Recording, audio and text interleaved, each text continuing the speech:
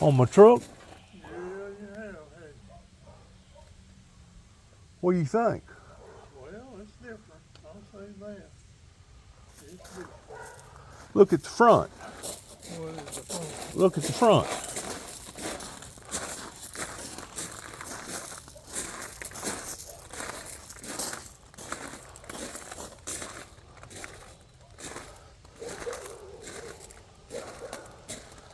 Military ministry. Military man. Uh-huh. And then this side over here, it's similar, but it's got a few things on it that's a little different. You have any idea why any feller would want to put a bunch of stuff like that on his vehicle? Well, no, not really. It's unusual. If you saw a lot of them, you'd say you'd probably have an idea, but when you just see once in a while, this guy down Mississippi got one. Well, You know? right here, if you look up Proverbs 28 and 10 right here, where it says digging in, it talks about a pit. Okay. Well, listen, I got to sit down. I can't stand up. And in that pit, it's talking about people that set up a trap for the Christians, that it will come back on the sinners regarding that. Oh. Now you see the back end of this truck right here, right? Yeah. That's the one that they put a bomb in the back of my truck and they activated it in Oklahoma. Oh. Remember me saying something to you about that? Yeah, come on.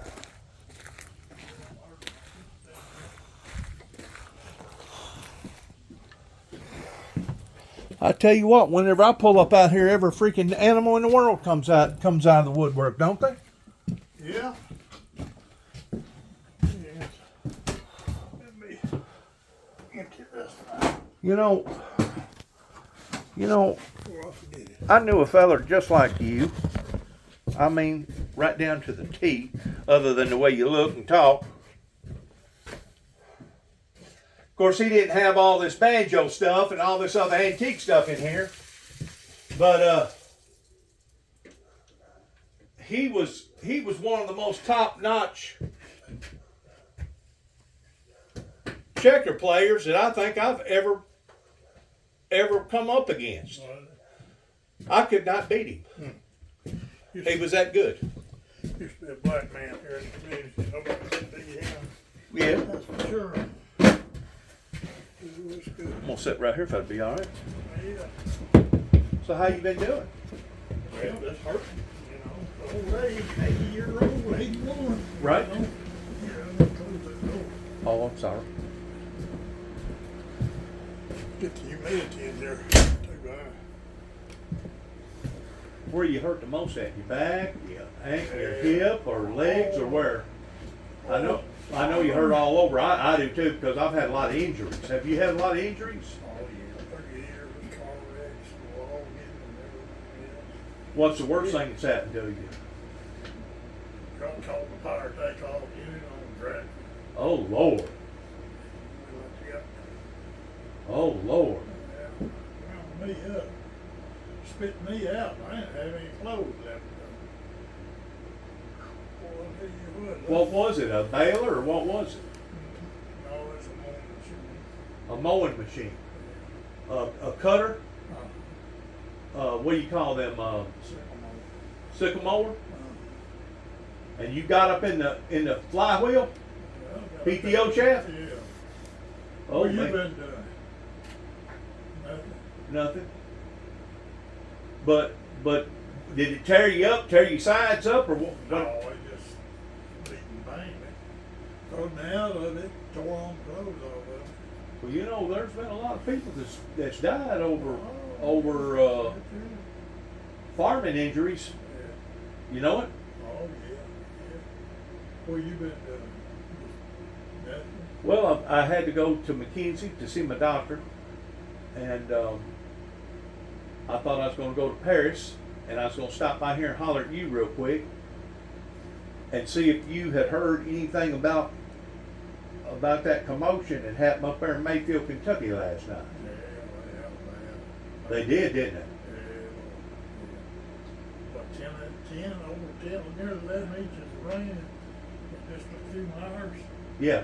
They Yeah. I was going to go up there a little later on and see if I couldn't help somebody, or tomorrow. I don't know what I can do, but you know, every little bit helps. But you know, did you go up there whenever that tornado hit up there? Not till after it's over with. But you went up there and seen the damage? Oh, yeah. I mean, we're talking about old thick walls, probably what, 8 to 18 inches thick, made out of mason and concrete. It just went through them like it was nothing. You know it? Yeah. Blew it away, man. And if I'm not mistaken, that's where the higher fatality rate was pertaining to that tornado come up through there. I don't know about that. I just know it blew it away. Well, they lost a bunch of people in that candle factory. Yeah. It is a mess. Who in the world would have told a bunch of people, knowing good and well that the news, because I was keeping up with the Channel 6 news that night, and they was telling for county, for street, when it was going to be on top of them. And you know good and well that somebody working in that factory had to have a radio or TV or something, you know what I'm saying? They had to have. And man, I'm telling you, they was hitting it right on the spot. I've never seen that quite that good of accuracy.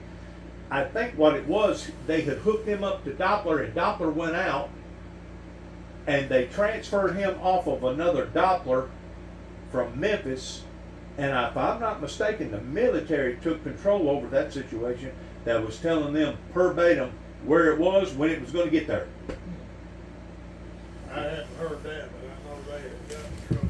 Well, their Doppler went out, and whenever the Doppler goes out, they're basically at their wits' end, to the point that the Doppler's what tells them everything that's going on, and I think they realize that the crucialness of it, and they immediately transferred them over to the Memphis Doppler. It was either the Memphis Doppler or the Clarksville, Tennessee Doppler, and they was getting a feed off. I think that's just my belief. Direct, kind of like something either coming through the military or something coming through NASA. Yeah, because it was too close. They was telling you within seconds when it was going to be at this community versus this road, that road. It was amazing. A matter of fact, there towards the last, it wasn't that little skinny runt feller. Everybody makes fun of him because he don't have no meat on his bones. He works for Channel 6 up there and tells the weather, but it was that other guy, and I could tell by looking at him, his demeanor changed just about the time that it got over there. I mean, he knew that he'd done already hit in 2 or 3 other neighborhoods, right? He was keeping that much fun. But whenever it got up there in Mayfield, Kentucky, his whole demeanor changed. And I thought at one time he was going to break down because he knew what was happening. Yeah. He knew just exactly what was happening towards it tearing that town all to pieces. And it did. It sure did. Well, what do you think about these deluges now that's just continually coming in here and doing it again and again and again? I mean, we got a pattern of this stuff. Remember that hit about 2 years ago up there in Waverly? Well, it's a global warming, and it's not going to go away. It's going to stay with us, and it's going to get worse. Well, have you ever put the dots together pertaining to Scripture? Whenever Christ said that whenever you shall begin to see these things coming about, it says to flee into the mountains. That if you be up on top of a housetop, do not come down. That if you be in a field, do not return back. Jesus warned us that this was going to happen. In other words, God's Son could foresee that mankind was going to cause this kind of problem down here on the planet Earth, because if you go over into Revelations, get out of the Gospels, get out of the 4 Gospels and go over to Revelations, it actually talks about how that God will come back and destroy those who are destroying the earth. Well, he never would have put that in there if it wasn't possible for humanity to destroy earth. Yeah. We're doing it. He never would have put it in there if it wasn't possible. We're doing it fast, too. I've never seen such a snowball. It's something. Well, I didn't believe it. And I made a telephone call on the way down here to some people that I know Arrowhead RV Center. They got two major RV centers there in Mayfield. They got Youngbloods, then they got Arrowhead. Arrowhead's basically where one of my trailers come from, and I've had to deal with them a time or two. And I called them up and I asked them, I said, y'all was on the news a while ago on the Weather Channel. I said, did y'all really get hit by a massive flood the way that they're talking about? He said, hey, oh yes. He said, my God, it's washed out bridges, it's washed out roads. He said, all them houses that got hit that were repaired, now they're back underwater again. He said, I've never seen anything like it. He said, we got about 12 inches of rain last night. And the weatherman was saying he's going to get another couple inches. But it's just amazing how a sale can develop like that, because from where I live just probably 20 minutes south of the Tennessee-Kentucky line in Weakley County, right below Martin, Tennessee. You know where Sharon is, right? Okay, I just live outside of Sharon, out in the country. And I heard it rumbling last night because I watched the weatherman last night, and he said he gave us three different scenarios. He said it may go up this way, it may go all the way down in West Tennessee, but then again it may come up in the middle. And you know where it hit? In the middle. It hit in the middle because he said that it would, and they was given last night a possibility of major flooding. Unreal. Well, it's like a sail just all of a sudden comes over that area, and it just sets on it, and it just sets on it, and sets on it, and sets on it. Yeah. You know, I thought that whenever that hurricane back about 5 or 6 years ago, they was having hurricanes coming out of the Gulf that would get hovered over either Louisiana or Houston and just sit there and just rain and rain and rain. And I think I've seen, if I'm not mistaken, within 48 hours, get as much as 30 inches of rain. Where are you going to put 30 inches of rain? My God, that's almost waist high. I know. Times are sure changing, though. I remember when the weather used to be pretty stable, but not no more. You don't know what's going to happen. It's gotten vicious, and it's gotten more unstable, hasn't it? Oh, well, this dang heat wave we've been going through, and all, especially out west. Well, they're broken all-time records out there in Phoenix. Every day. And I think in Death Valley, if I'm not mistaken, they tied their record, but they didn't know for sure if they was going to beat it today or not. Yeah, it's 130-something degrees out there. How can anything live in 130 degrees? Well, it really can't. They showing them old cactuses that stood 300 years old. They're dying. They're withering. Yeah. They're withering. They can't take it no more, huh? No, it's too hot. Too hot. You know, we've had, I've always said, we've had a big time, but it's about over with. We've had a real big time, especially in this country here.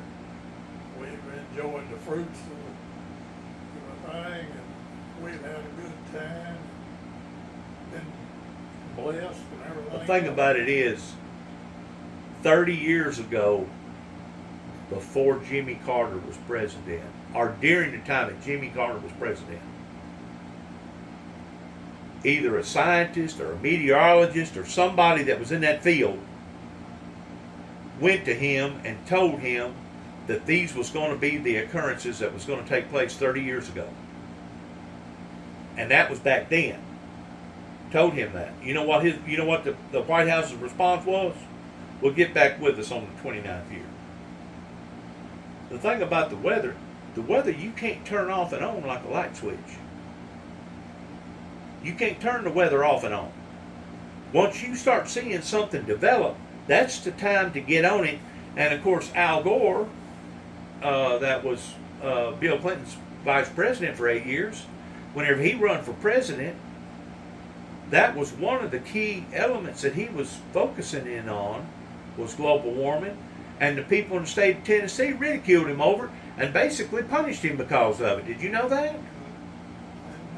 Yes, sir. The people in the state of Tennessee didn't hold up Al Gore. The Democratic Party did not win in the state of Tennessee with Al Gore running for president, being in his own home state. That was the year when they had all the hanging chads going on down there in Florida, and they had to count and recount again and again. And finally, there towards the last, it was the Supreme Court that made a decision, and I think if I'm not mistaken, they said it was something within 400 votes. The differences of either Al Gore becoming president or young Bush becoming president, and they chose Bush. But whenever they talked about down there in Florida about what was going on down there, as far as a lot of those areas that was predominant Democrat or predominant Republican, depending upon who it was that was gathering all those votes up and taking them up to the courthouse and counting them, they was actually stopping on the side of the roads and dumping a lot of that stuff off into the rivers and off into the gorges where alligators roam, because they didn't want them to count for the Democrats. It was the Democrats that they was after down there in Florida, and of course the hanging chads is basically what told the tale. But I actually thought, well, maybe the media was blowing that out of proportion a little bit. So whenever I was down there in 2006, working for Wilson Chevrolet Garage down there in St. Augustine, I actually went around, got talking to various places. Went to Orlando, went to various other places and towns and stuff, Daytona, talked to different people, and they said, yeah. They said, no, that wasn't no joke. That really happened. But it was Al Gore that brought it up, and everybody and their brother was against the environmental people, especially the people out west, and they started accusing Al Gore of being either an owl lover or a tree hugger, because he was concerned about the environment. He was concerned about our nature, our well-being. Yeah. And they accused him of that and would not even hold their own man up. And of course, whenever the Republicans got out here and told a big lie that the Democrats, if they get in power, they're going to go to house, they're going to gather up everybody's guns, and they're going to take everybody's guns away from them. And they believed it. Oh, yeah. They believed it. I know it's unreal how gullible people are. It is, isn't it? Oh, yeah. Unreal. And, That'd be on the level of a Gestapo, like was going on during the days of Hitler, yeah, for them to be able to go house to house and literally take people's firearms away from them. You know what? Yeah. That'd be on the level of a Gestapo, in which I'm not saying that won't happen eventually. You know, depending upon how bad the country flip-flops and goes upside down, and it may be the only way to actually maintain any type of law and order is to declare martial law. National martial law. You know, martial law hadn't been declared but one time in America. You know that, right? No, I didn't know. Abraham Lincoln, during the Civil War. That was martial law. That was whenever the Union was standing up for the Republican Party. And we see what happened on that deal. There was a fight. Yeah, there was. There was a fight. And the thing about it is, you know, they fought and they fought and they fought. We lost 30,000 men. God only knows, that was just the people that was recorded. God only knows the people that died that wasn't even recorded. You know what I'm saying? Because they were still performing hangings back then. You know what I'm saying? They'd still hang you over somebody who'd stolen a horse, or a black guy that was messing around with a white woman or something like that. They'd hang you in a heartbeat back then. And 30,000, I'm going to say, is probably a very, very conservative number, considered how many people got raped, how many houses got pillaged, how many people, you know, got done bad, that really there never was no documentation on it. They just kind of like disappeared. See, that was one of the things. You said you was a history teacher, right? Well, then. I thought you was a history teacher. How you know so much about history? Yeah, I just read a few books every now and then. Well, sometimes you got to go beyond the books. I mean, the books is a good place to start, but sometimes you got to get actual testimony. But from my understanding about the Civil War, first of all, it was not about legalizing slavery. Slavery had already been legalized in 2 states up north. So it wasn't about that.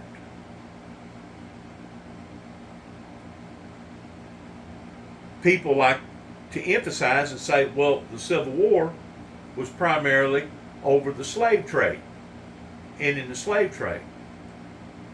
I really don't believe that that's where the ruckus started from, because at that time, if you really study it, at that time they were still having disputes out west, territorial rights. They were still taming the West during that time. And I really think that it started, well, I know it started in Washington, D.C. It started at the White House. It started with a disagreement. It went from a disagreement to a rumble, from a rumble to a fight, to an all-out and out brawl. And then it turned into a war. You know what I'm saying? And that took a period of weeks, or if not months, before it finally built up to that. People think that, oh, they just started fighting over freeing the slaves. All of a sudden, that's what started the Civil War. No, no, no. It wasn't until about halfway into that, you keep in mind, we was still very, very fresh in the 1860s, pertaining to what we just done with the Revolutionary War towards whipping the redcoats. A matter of fact, there was another incident that happened that they don't talk a lot about in the early 1800s, where they come back over and tried to do it again. A matter of fact, there was somebody that was associated with the federal government at that time that reneged on the federal government, and basically they hung him for treason because he was siding with the British. Yeah, they hung him. I don't forgot his name. But that was still fresh on everybody's minds. You understand what I'm saying as far as the Revolutionary War. Plus they had the Spanish Revolution, you know, down where Davy Crockett died, down towards Alamo. And they were just a bunch of rootless people, basically. But they was trying to do things in a proper way, the way that they thought at that time was proper. But it wasn't until about halfway into the Civil War was whenever Abraham Lincoln realized, my God, we're being looked at, ain't we? We're being dissected. We're being scrutinized. And we was being scrutinized by King George III and all that bunch over there in Europe. They was wondering, what the hell are y'all fighting about now? So they had to come up with a good idea. And the idea that they come up with, I personally believe, was whenever they really pushed the ideal towards, we're going to abolish slavery. We're going to abolish slavery. And of course, you keep in mind that the South had been watching the North for the past 50 years, ever since the Revolutionary War, watching how the North was profiteering off of slavery, because there was probably 10 times more slave owners up north than it was down south. And it wasn't until later on, until the South started picking up on that, and the South started saying, well, you know what? I'm just going to get me some slaves. I'm going to make a good living off of this. And we've actually had presidents that had slaves. You know that, don't you? Andrew Jackson was one of them. Whenever he decided to kill all the Indians and run them out of the territory pertaining to the Trail of Tears. But the South, I think, started looking at that in a different perspective, and the perspective that they started looking at it in, it's like, so they're going to do it and get away with it and make millions and millions of dollars off of it, and now they're going to pull the biscuit out of our mouth towards telling us that we can't do it. And that's whenever it sure enough got hot and heavy, son. It got hot and heavy. We're talking about many, many men's lives that died. And that ain't counting the wounded. That ain't counting the rapes. That ain't counting all the other illegitimacies. One of the worst battles that they've had was the battle right down below us here. Have you ever went to the Battle of Alamo and went down there and looked at some of them grave sites and all them monuments and stuff down there? Where? Down below Pickwick. Shiloh? Shiloh. Yeah, not Alamo. Shiloh. I said the wrong thing. Shiloh. Yeah, you been down there? Yeah, several times. I have too. They claim there's a pond down there that if it rains real hard, that if the water goes to standing in it very much, the water's red. Yeah, Bloody Pond. Yeah. Bloody Pond. Yeah, that's what But I truly believe that that was the beginning developments, because if you go all the way back into northwest Tennessee, the way I understand it, Davy Crockett went down there and he excavated a lot of that ground down there in Reelfoot Lake. And there were several communities that he helped to establish. One of them was Troy, Tennessee. That was basically at the time the seat of Obion County. I don't know if you knew that or not. Troy, Tennessee used to be the seat until the courthouse burnt.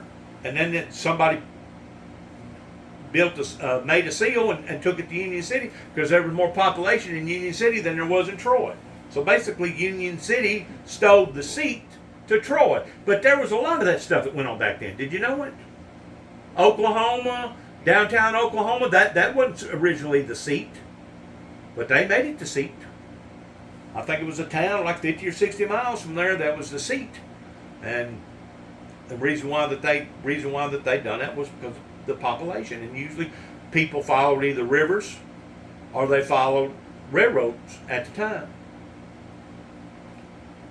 But you know, after that war was over with, this is what they claim.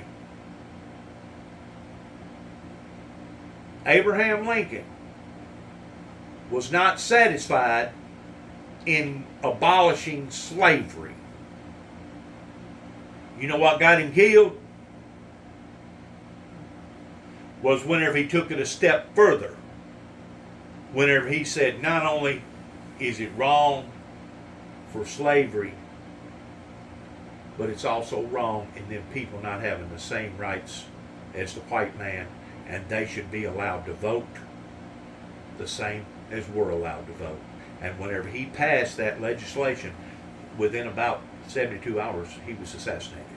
That's what basically, as the old saying goes, the camel that broke the camel's back, that was the straw that done it. Because up until then, he was doing fine in winning the war. Of course, it had a big bearing on him. My God, have you seen the pictures of him all hollow-eyed, and you could tell by his emotions and stuff. I mean, if you walk out on your balcony every day and all you see is dead bodies every day for 5 or 6 years, that's going to have a profound effect upon your emotions. I know it would have mine. But it wasn't until he passed that law that said not only we're going to abolish slavery, but we're going to let the black man have the same rights as the white man. And they said a sigh of relief fell upon to him. And it was if, thank God it's finally over. He accomplished his objective. And less than 72 hours later, he was assassinated. That's what broke the camel's back. It wasn't the fact that they abolished slavery. Abolishing slavery was only part of it. What really got to them was whenever they said that the black man was going to be able to vote just like the white man. He had a purpose. I really believe that Abraham Lincoln had a purpose, and I truly believe that Abraham Lincoln, as well as George Washington, they was given a vision. They was given a vision towards what America was supposed to be like, because we was going to be none other like any other country in the world. And we made a mess out of it, hadn't we? The Republicans can't agree on the Democrats can't agree with the Republicans, and now they get up there and feud and fight and argue and fuss, and they really don't get nothing done, do they? No, we sure don't. Is there a solution to the problem that you know about? No, not that I know about. I don't know what it would take. It's pitiful, that's what it is. It's about embarrassing. Well, we're living in uncertain times.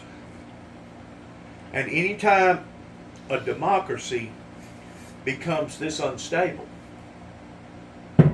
it becomes very frightful in the terminology that just about any and everything could happen. Yeah. From A to Z. I just wonder what's going to be like 2 or 3 years from now. It's snowballing now. It is, isn't it? Yeah, every time you turn the television on, something else is happening. Yes, sir. Snowballing.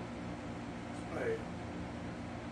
But getting back to the storms, I don't know if you paid any attention to the scientists and the meteorologists and all them other people supposed to know better. What they are saying, in which I agree with it, pertaining to the carbon dioxide, the gases going up into the atmosphere, because if you'll take notice, whenever the weather goes crazy, is on a holiday, whenever all the cars and all the planes is working overtime, or whenever they go to firing off missiles. Now that old boy over in Korea, I think he's got a death wish. And to be quite honest with you, I think Kim Jong-un was a part of COVID, because he kept telling Mr. Trump, we've got a Christmas present for you. We got a Christmas present for you. We got a Christmas present for you. And of course, he was going on with all these love letters and things. And our national security actually thought that the maniac was actually going to use a nuclear or atomic bomb and shooting it all the way over here to the Western world. Because he shot off one over South Korea and over Tokyo that wound up, was going in the direction towards Hawaii. And Hawaii put out all points bulletin to the point that they thought that they was fixing to get nuked. Now, what I'm telling you, you can look it up. It's documented. I truly believe that Kim Jong-un, with his Christmas present, had something to do with COVID. Because if you look where South Korea is, where that lab is, you could drive to it in less than about 10 or 12 hours. Because it's right over in that district. You wouldn't have to get on no special airplane. You wouldn't have to get on no special pass. Somebody, I think, from North Korea took that stuff over there and released it and made it look like that it was the China lab that actually done it. That's just my feelings about it now. It may have been an accident that happened in a lab, but we still can't prove it. We know about where it started at, where ground zero was. But had you not never thought about somebody actually sabotaging? Yeah, I don't know. Making it look like, setting somebody up, making it look like that it was them, and the whole time it was somebody else. What was this Christmas present? He kept telling us, we got a Christmas present for Americans. We got Christmas for Americans. Well, we got a Christmas present. COVID, son, took everything and arranged it. It changed our dynamics. Because up until COVID hit, Donald Trump had things huffing and puffing and going, man.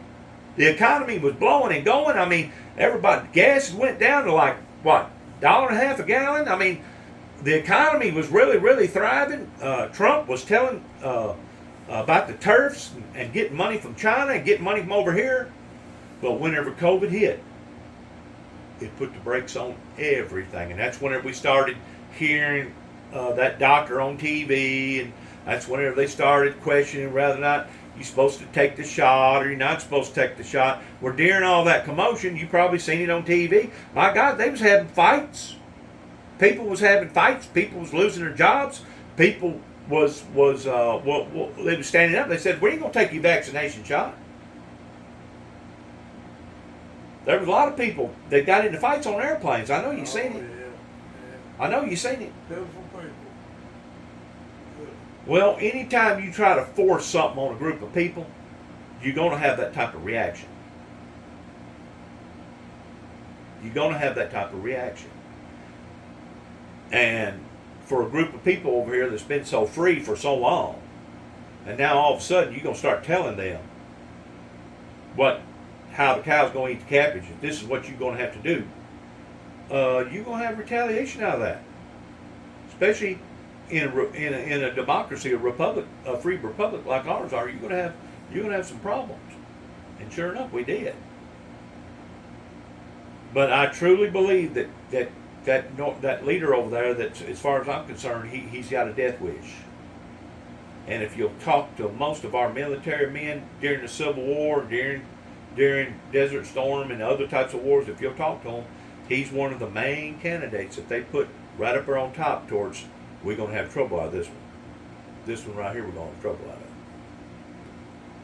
And I truly believe that we are. I may be wrong, but I truly believe we are. And I think COVID was part of it. I really do.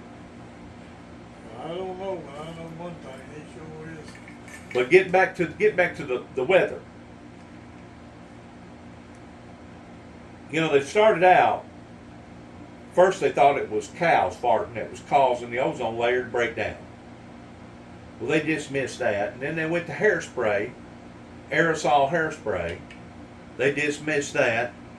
Then they went to these automobiles that originally had R12 air conditioning Freon in it. They changed all that to R134. And they figured out that wasn't it either.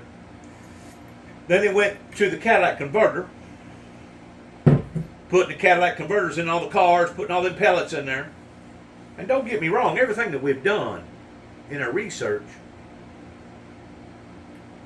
we have made things a whole lot less worse than what they could have been if we didn't start scratching our head and start trying to figure out what the heck was causing the ozone layer to break down, because the ozone layer originally was about 500 miles thick. If you go all the way back into the 60s, before the first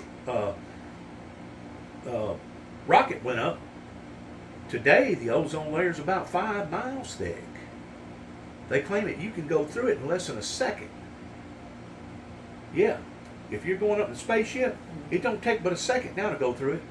To where before it at least took, a few seconds to get through it, going 500 miles versus only 5 miles. But they say in some areas that the ozone layer is broken down to the point that it's almost like it's non-existing. And then any time that they shoot a rocket up into the atmosphere, it blows a big hole in the ozone layer. And sometimes the hole will immediately come back. Sometimes it takes days for the hole to ever come back. So we have weakened the ozone layer above our heads. You know what's caused that, right? What? It's just so much exhaust gas. Exhaust, carbon dioxide gas going up into the atmosphere. Well, not only have we done that, but we've also warmed the atmosphere. Now the atmosphere above the clouds are from the cloud level, where the cloud level ordinarily is, up into the upper atmosphere, has warmed up. And because it's warmed up, it holds more moisture, number one. Number two, the moisture goes higher. And number three, whenever it does release the moisture, in a lot of cases, it just don't release it gradually like it used to, or moderately. Now it just dumps it all at one time, which is what's causing the deluges. Now, they tried to convince us that it was the sun pertaining to the ozone layer that was warming the planet. And God showed me, by using common sense strategies, that there was no way that that was occurring. There's no doubt that the sun has become more raw, especially if you go up into a higher atmosphere, like out in Colorado. You get up in some of them areas like 14, 16,000 feet, 20,000 feet. Oh, you can feel that sun, man. Whenever that sun comes into you, I mean, you can feel it. It's aggressive. Even out in New Mexico, some of them places, call them high desert. You got high desert, low desert. So you can tell that the sun is more intense.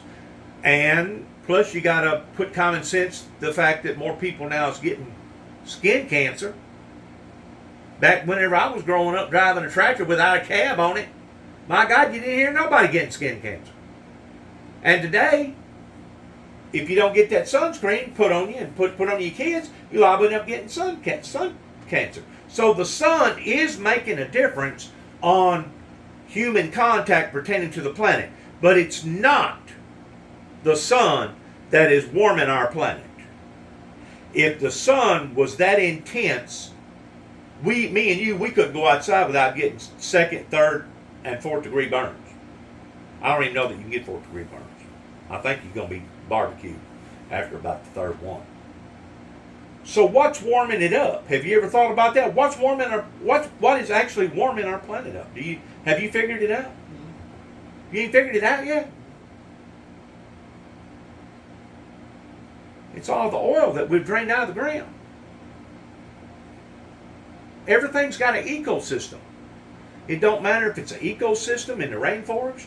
Don't matter if it's an ecosystem down in South Florida pertaining to the stuff going on down there. Everything has an ecosystem. The atmosphere's got ecosystem. The oceans has got ecosystem. Me and you's got ecosystem. Plant life has got an ecosystem. And under the ground's got an ecosystem. They have come to the conclusion that there's no way humanly possible that the dinosaurs back in the primitive day, that the world had a bunch of them, did not fumigate all that oil that went down into the earth. You know what fumigated it? You know what created it? Vegetation. Leaves. Vegetation. Trees growing, trees dying. Trees growing, trees dying. Well, if you go through a period of thousands of years, or millions of years, Earth has consumed that oil.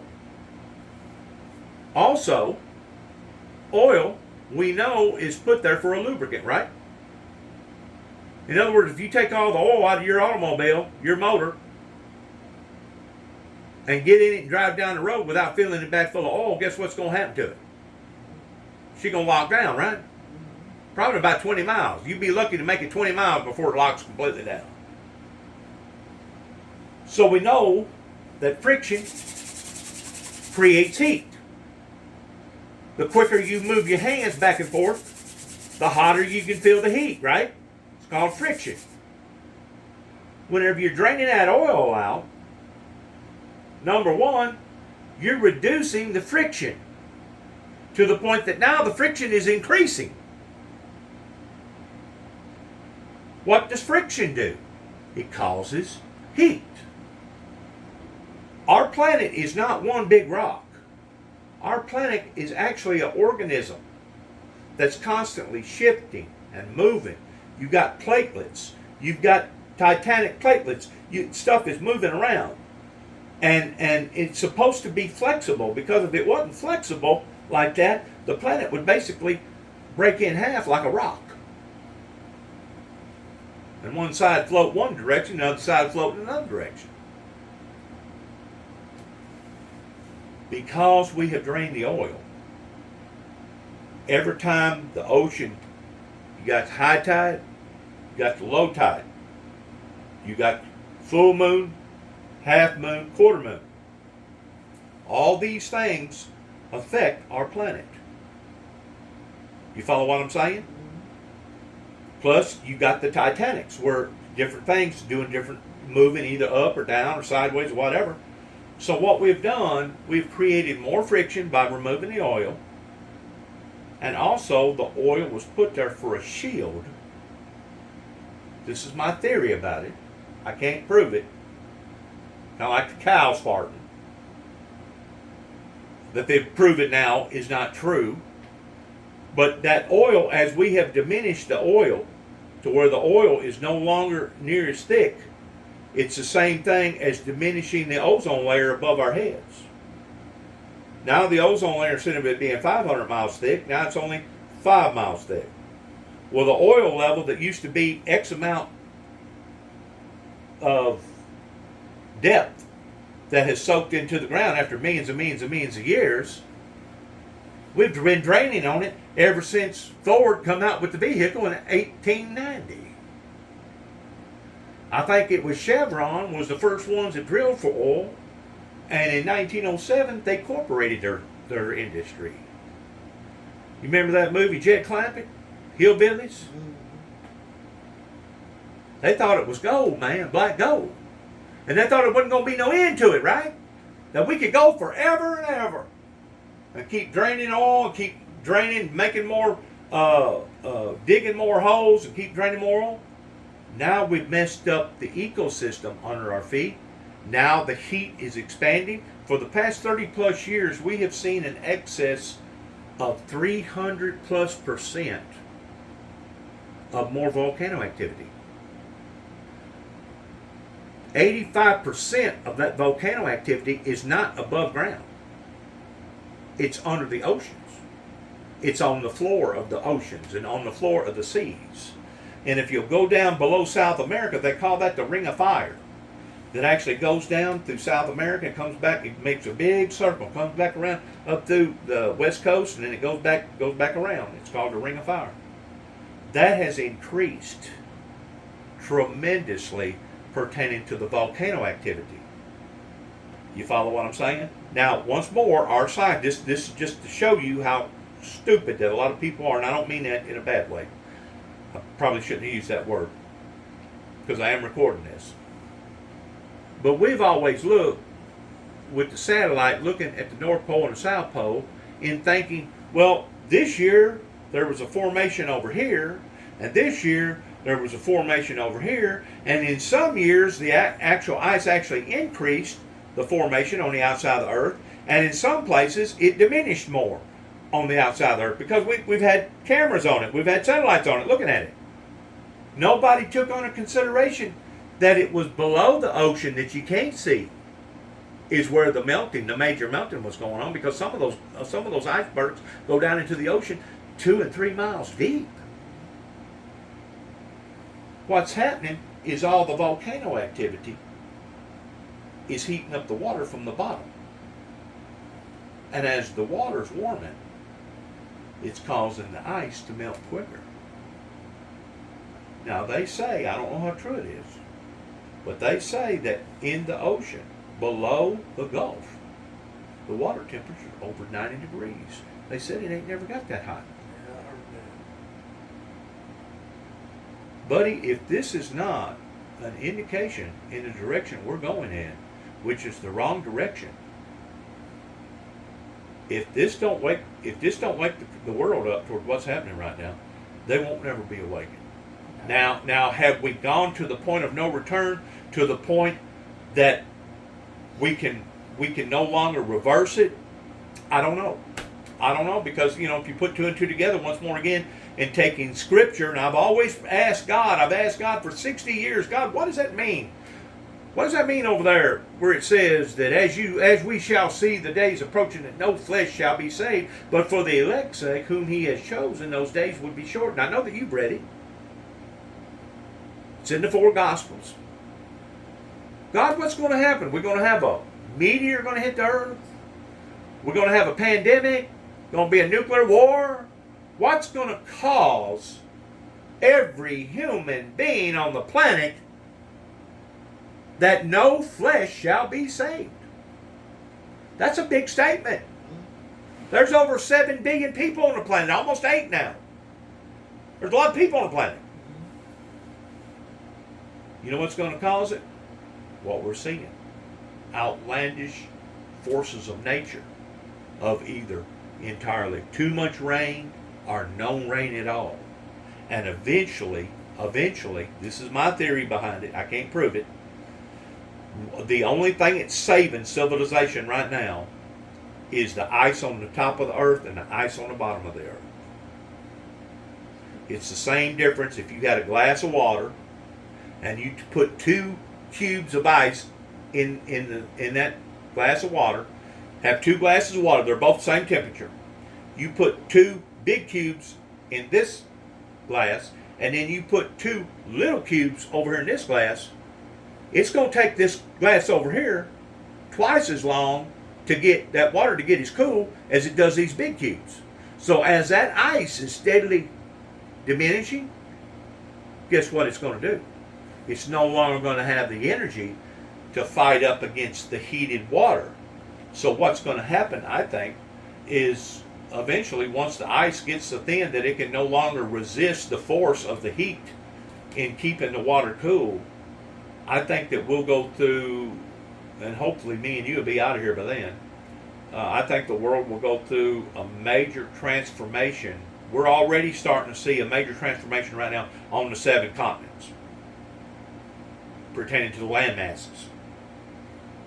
And right now what we're seeing is the oceans rising because of the melting of the ice. But eventually that's going that's going to go in the opposite direction, to the point that the oceans will start drying up, just like our ponds, just like our reservoirs, just like our Mississippi River, just like all our other aqueducts and everything else. You know, the Mississippi River's already gotten so low this year, they've had to stop the ferry 2 or 3 times. And 2 months before that, if you look at the rainfall that come in January, February, and part of March, I heard that little guy, that skinny guy on WPSD say there's no way that the Mississippi River fell 17 feet, but it did. It fell 17 feet in about 2 weeks. I think it's got to do with the warming of the planet. I think what we're seeing a lot of times, you know, we've been told that whenever fog comes in, that it's fog, it's humidity. Well, have you ever thought about this? Maybe that's vapor that's coming out of the ground. What's causing these heat domes? You got a heat dome that all of a sudden hits over in Texas. A little bit of Louisiana, a little bit of maybe New Mexico. And it just sits there and sits there and sits there. While everybody else is experiencing cool to moderate weather, Texas is like triple digits. One day after another day after another day after another. And how come it's just sitting there? The jet stream is still moving. How come it ain't taking that cool air up north and bringing it back down to the bottom and pushing the hot air away? I'm going to tell you why. There's pockets in the earth that me and you don't know nothing about. They claim that the lava below our feet, over 3,000 miles below our feet, is over 10,000 degrees. And by the time it reaches, goes through channels and goes through reservoirs or whatever, and by the time it comes out the mouth of the volcano, it's somewhere between 1,700 and about 2,200 degrees. So it's done lost some of its heat intensity that it originally had way down in the center of the earth. They claim that the center of the earth is basically the same temperature as the sun. Now, I don't know if that's just calculated. I don't know if there's any way that they can prove that. But what's happening is, as this heat is expanding, it's almost like bubbles. And all of a sudden you'll have a bubble that will come up, and it will come up basically just in the area of Texas. And all this heat will radiate out of the ground. And they don't realize what's happening. You know why? Because they've been looking up this way, thinking that what's going on up there is affecting us, what's going on down here. They got it just the opposite. It's what's going on here that's affecting what's going on up there. And if you'll take all the gizmos and gadgets, all the electronic devices, all the moving parts that creates friction, what we're doing, we're killing our planet Earth. Have you ever felt in behind, I'm sure you have, in behind an ice box whenever the motor kicks on? Have you ever felt how hot that gets back there? You can't hardly keep your hand on there for very long without it burning it, right? How come somebody hadn't engineered, and this is just one example, how come somebody hadn't engineered, whenever they build an ice box, to have a special vent that'll come down and blow some of that cold air back onto the bottom part of that motor to keep that motor cooler? You're creating cool. Why don't you take some of the cool and use it for the benefit where the daggone motor ain't so hot? Well, if you take millions and trillions and trillions and trillions and trillions of freaking air compressors like that, as well as all this other stuff, gizmos and gadgets, my friend, we're having an effect upon to the planet. And it's what's going on down here that's affecting what's going on up there. Now, I'm not saying that we're not affecting it up there, because we are. As this thing's getting hotter, it's holding more moisture. The moisture's going up higher, and then whenever it does release it, it releases it as a deluge. Same thing happened in Waverly, Tennessee about 2 years ago. We've seen it happen again and again. Excess flooding everywhere. But then all of a sudden, the rivers are dry up. And the meteorologist says, well, that can't be. We just got through having 7 inches of rain in this month and 8 inches of rain in this month. Hey, we have destabilized the normalization of this planet. We have affected the ecosystem below our feet, my friend. And whenever you put that together with the scriptures that says, as you shall see the days approaching and no flesh shall be saved, bingo. Now you know how the planet's going to die. Now you know how the majority of the people's going to die that's on that planet. Because it says in the Bible that God will come back, he will destroy those who are destroying the planet. And it also says there towards the back of the book of Revelations that God will recreate a new heaven and a new earth. That must mean that the old earth is no longer going to exist. We're on our way out. And we have done this to ourselves because of greed. Greed. We didn't listen to the experts. 30 years before Jimmy Carter, while he was president, they told him this was going to happen. How long has it been since Jimmy Carter was president? 40? 40 years ago? When Jimmy Carter was president? 40 years ago?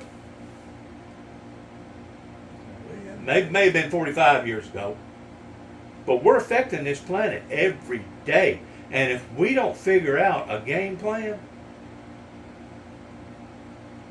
we can slow it down if everybody got on board towards doing something about it immediately. But as far as stopping it, I don't think we can stop it. I think we've done went over the Rubicon. I think we've went beyond the point of no return. Well, I didn't have to. You said the magic word. If everybody get on board, but there's too much money. You know, that's just like these oil companies. It wasn't until about 2 years ago that I've started bringing it out and putting out a lot of material that, you know, good and well, these oil companies, they're not going to be in behind electric cars. They're not going to be in behind alternative energy. You know why? Because that's going to be their competition.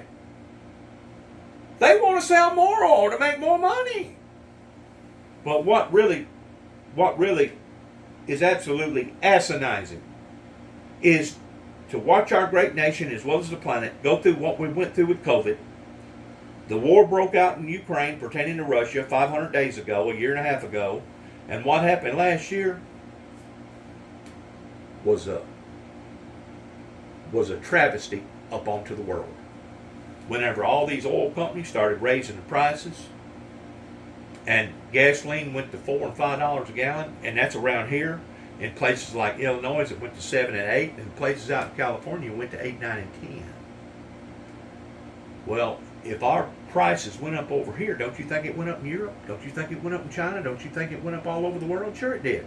Because the oil petroleum companies basically are the main vein that keeps everything going.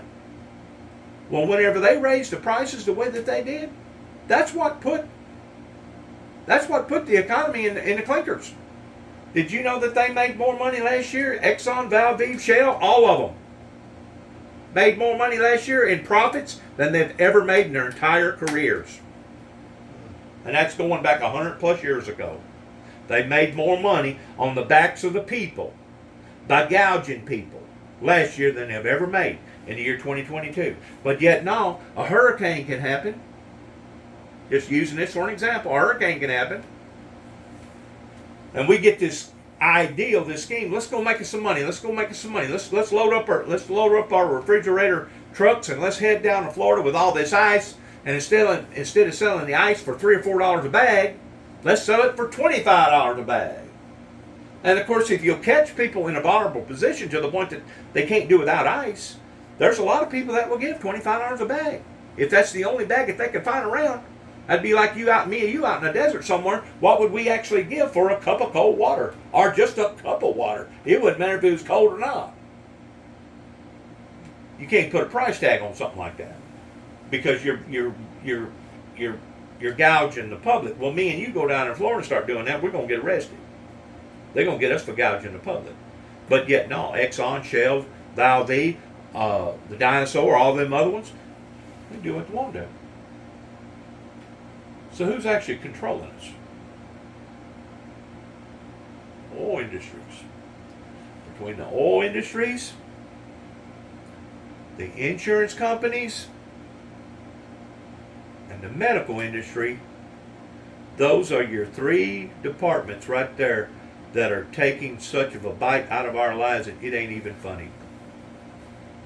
They are. It ain't even funny. And the sad thing about that is I just got to see this yesterday where there's been 10 major insurance companies down in Florida that's declared indigent, that's basically walking away from all their responsibilities, all their people, and saying, you know what, we're leaving you high and dry. We ain't insuring and nobody nowhere. You know why? Because they've done smart enough. They've figured out that global warming is real, and it's probably just a matter of time before Florida goes underwater. Yeah, they walked out on them. They walked out on them, and that ain't right. The government should intervene on that. The government, that's just like whenever I went down to work the Katrina damage down there for about 8 months. And the first 6 months that I was down there, down around past Christian, down around the Gulf, I know I heard guns go off at least 7, 8, 10, 15 times a day. And all of a sudden, ambulance come by. Well, after you hear that day after day after day, you start getting inquisitive. What the heck's going on? How come I'm hearing all these guns going on? People was committing suicide. Because they figured out that their insurance company had left them high and dry because they didn't have flood insurance. Even though it was the hurricane that built that night, Category 5, that created that 30 plus foot of water, basically a whole freaking, whatever you want to call it, typhoon or whatever, that caused the damage to all them people's houses. Insurance company walked away, said, we ain't paying you nothing. And what they would do in a lot of cases, they would offer them, I think it's called nuisance. It's a nuisance settlement. That you know, you take somebody that's been paying all their premiums all year for the past 40 years, haven't never declared anything on their insurance company, and all of a sudden they want their insurance company to take care of them because they got $150,000, $250,000 house that they need to rebuild, right? Come to find out, the insurance ain't gonna give them nothing. They give them $4,500, give them $6,000. What the hell's $4,500 or $6,000 after you just got through losing everything, and you're our age? Your life's over. Your life's over. Yeah. And it was one of the saddest things that I think that I've ever witnessed in seeing so many people committing suicide, because the state of Mississippi, their legislation, sat back and watched those insurance companies rake them poor people over the coals. As far as I'm concerned, there will be a special place in hell for the people that not only done it, but the people that witnessed it being done and didn't do nothing about it. You don't do people that way, my friend. You don't do people that way. Just like them all walking out down there in Florida, the government should intervene. That's where Big Brother should step in and say, you know what y'all are doing may not be legally wrong, but it's morally wrong. And basically what legislation needs to do, either Florida legislation or federal legislation, they need to go in and remodify some of the laws and say, you ain't gonna do this. You ain't gonna walk away and just leave your clients and your people like this. They claim that there's been so much hoodooing going on down there with all the hurricanes and everything that's put a lot of them in the red, in which it probably has. But, you know, they knew that before they ever took on the responsibilities of being an insurance company, didn't they? Did you know that the state of Tennessee, I'm just going to use one insurance company, let's say State Farm or Farm Bureau, in one day, they obtained something like $200 million a day? Yes, off of their policyholders. A day, every day. So what they do, they build up a nest egg. That way, if there is a bad dilemma happening, they'll be able to cover the expenses. But what does most of the insurance do? They get to crying, woof, woof, help, help. And the next thing you know, here come Big Brother. He'll offer all these subsidies and basically will be all on the backs of the taxpayers, to where the insurance companies will renege. And now the federal government has to pick up the slack where the insurance companies has reneged on their customer base. As far as I'm concerned, it's legalized extortion. You hear me? It's extortion, because if you tell me that you're going to take care of me under the pretenses, and if we make an agreement, I'm going to give you $1,500 a year, and then I need you I'm going to expect for you to hold your end of the bargain. And if you don't, you've extorted me.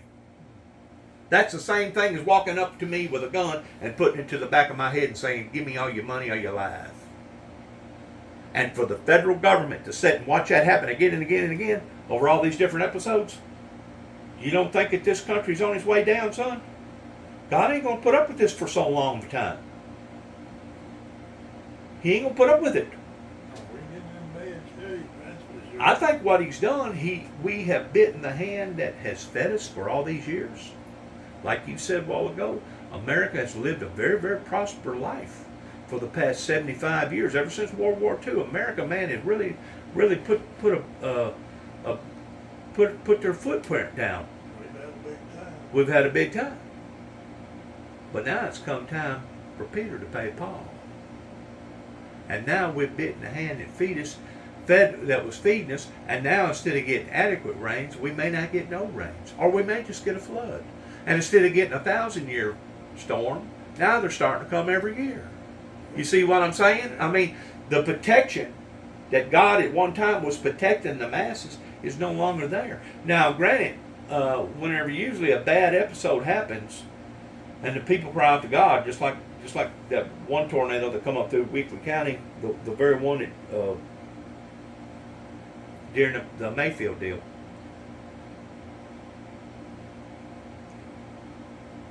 Out of all the houses that either got destroyed or next to being destroyed, there should have been a fatality in Weakley County, and there wasn't one. So independently, God's still working. You follow what I'm saying? But I started looking at something else, where it says in the Bible that in the last days Satan will come down in great wrath, because he knoweth his time is short. You keep in mind, Satan is an entity just like the Holy Spirit. It's a supernatural entity that's much, much more powerful than you and me. Unless we got the protection, unless we got the blood of Christ on our side, to where he can't cross that unless God allows him to cross that. He can't overpower that same supernatural power, because God won't allow him to. But if people don't get their lives right, there ain't going to be no protection for us. And I hate to see it happen, but just like the Bible talks about, that Satan will come down in great wrath, I used to think, well, that's rapists, that's murderers, that's people out here doing wrong, that's people out here coming out here with a gun and shooting a bunch of kindergartners, or going into a church and killing 15 people, or kicking out a window in Las Vegas and spraying the crowd and killing about 60 or 7 of them and injuring 2,000, or being in a nightclub down in Orlando, Florida, and killing over 70 people in one nightclub in one night. That's what that's talking about. It's talking about Satan coming down in great wrath, in which it is. But it's also these storms. It's also the erratical weather patterns that we have created for ourselves, because we was blinded. Satan blinded the world to the point that they kept saying, oh no, global warming ain't real. That's y'all's imagination. Well, now it's got to the point now that they can't debate it. It's undeniable that the planet is warming up. So now they're going to have to use another kick, ain't they? Another trick on the American people. That's the reason why I say that Shell, Exxon, Valviv, and all the oil companies should go to jail. We should load them up and take them down here to the courthouse and have a hearing. Now, what I have heard is some people are getting in behind towards forcing them, mandating them to take interest in not only alternative energy sources, pertaining to electricity or battery or hybrid or whatever, but they are making them fit the bill towards going out here and cleaning up all these oceans and cleaning up this stuff. And they should. They should. We're talking about trillions of dollars all on the backs of the people. And as far as I'm concerned, the OPEC, that I guess during Carter, Nixon era, maybe Ford, Some politician decided, well, you know what, we're just going to give this over to the Arabs. We're going to let them do it. Well, you know what Donald Trump said about that? He said that was one of the biggest mistakes that America has ever made. Because now, what they're doing with their profits, they're turning around and financing all those different terrorist groups over there. That's what's keeping them fed. That's what's keeping them alive. And I truly believe that it was the Saudi Arabias that's in control of OPEC, that is one of the biggest oil companies, bigger than Exxon, bigger than Shell. If I'm not mistaken, if they're not bigger, they're the next thing to it.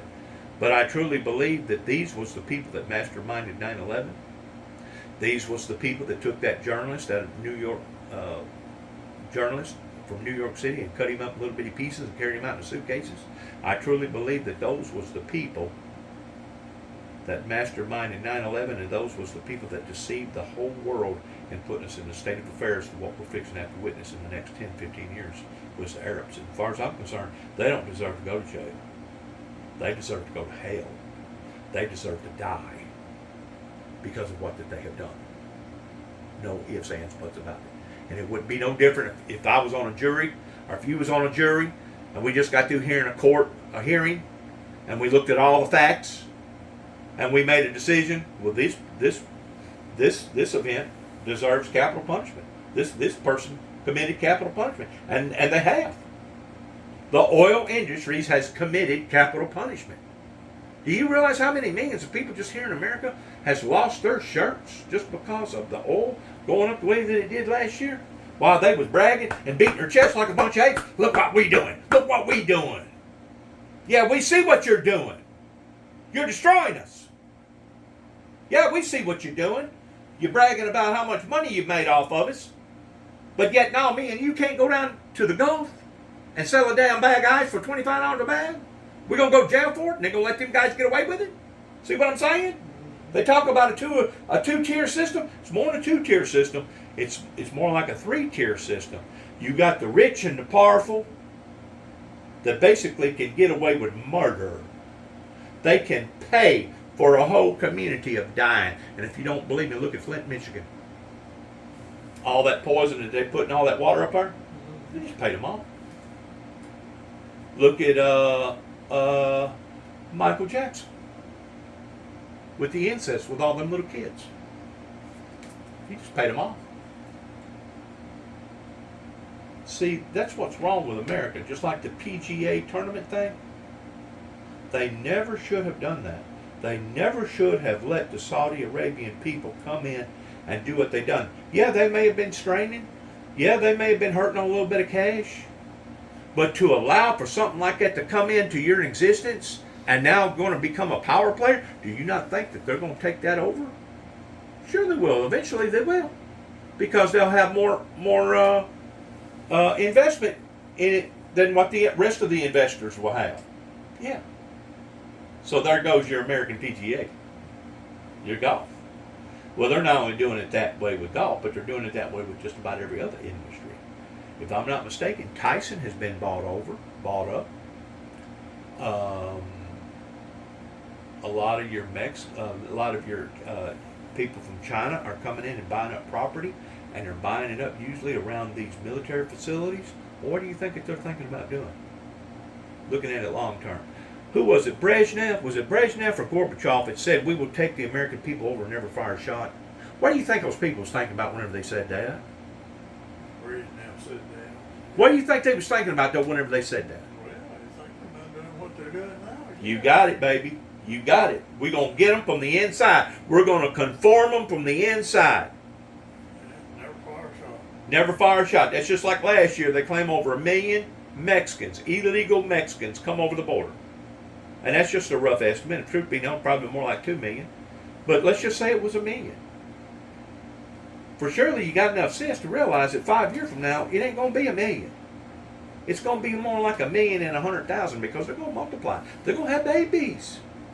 And lots of them. Well, whenever you get more Mexicans in America than you got Americans, guess what?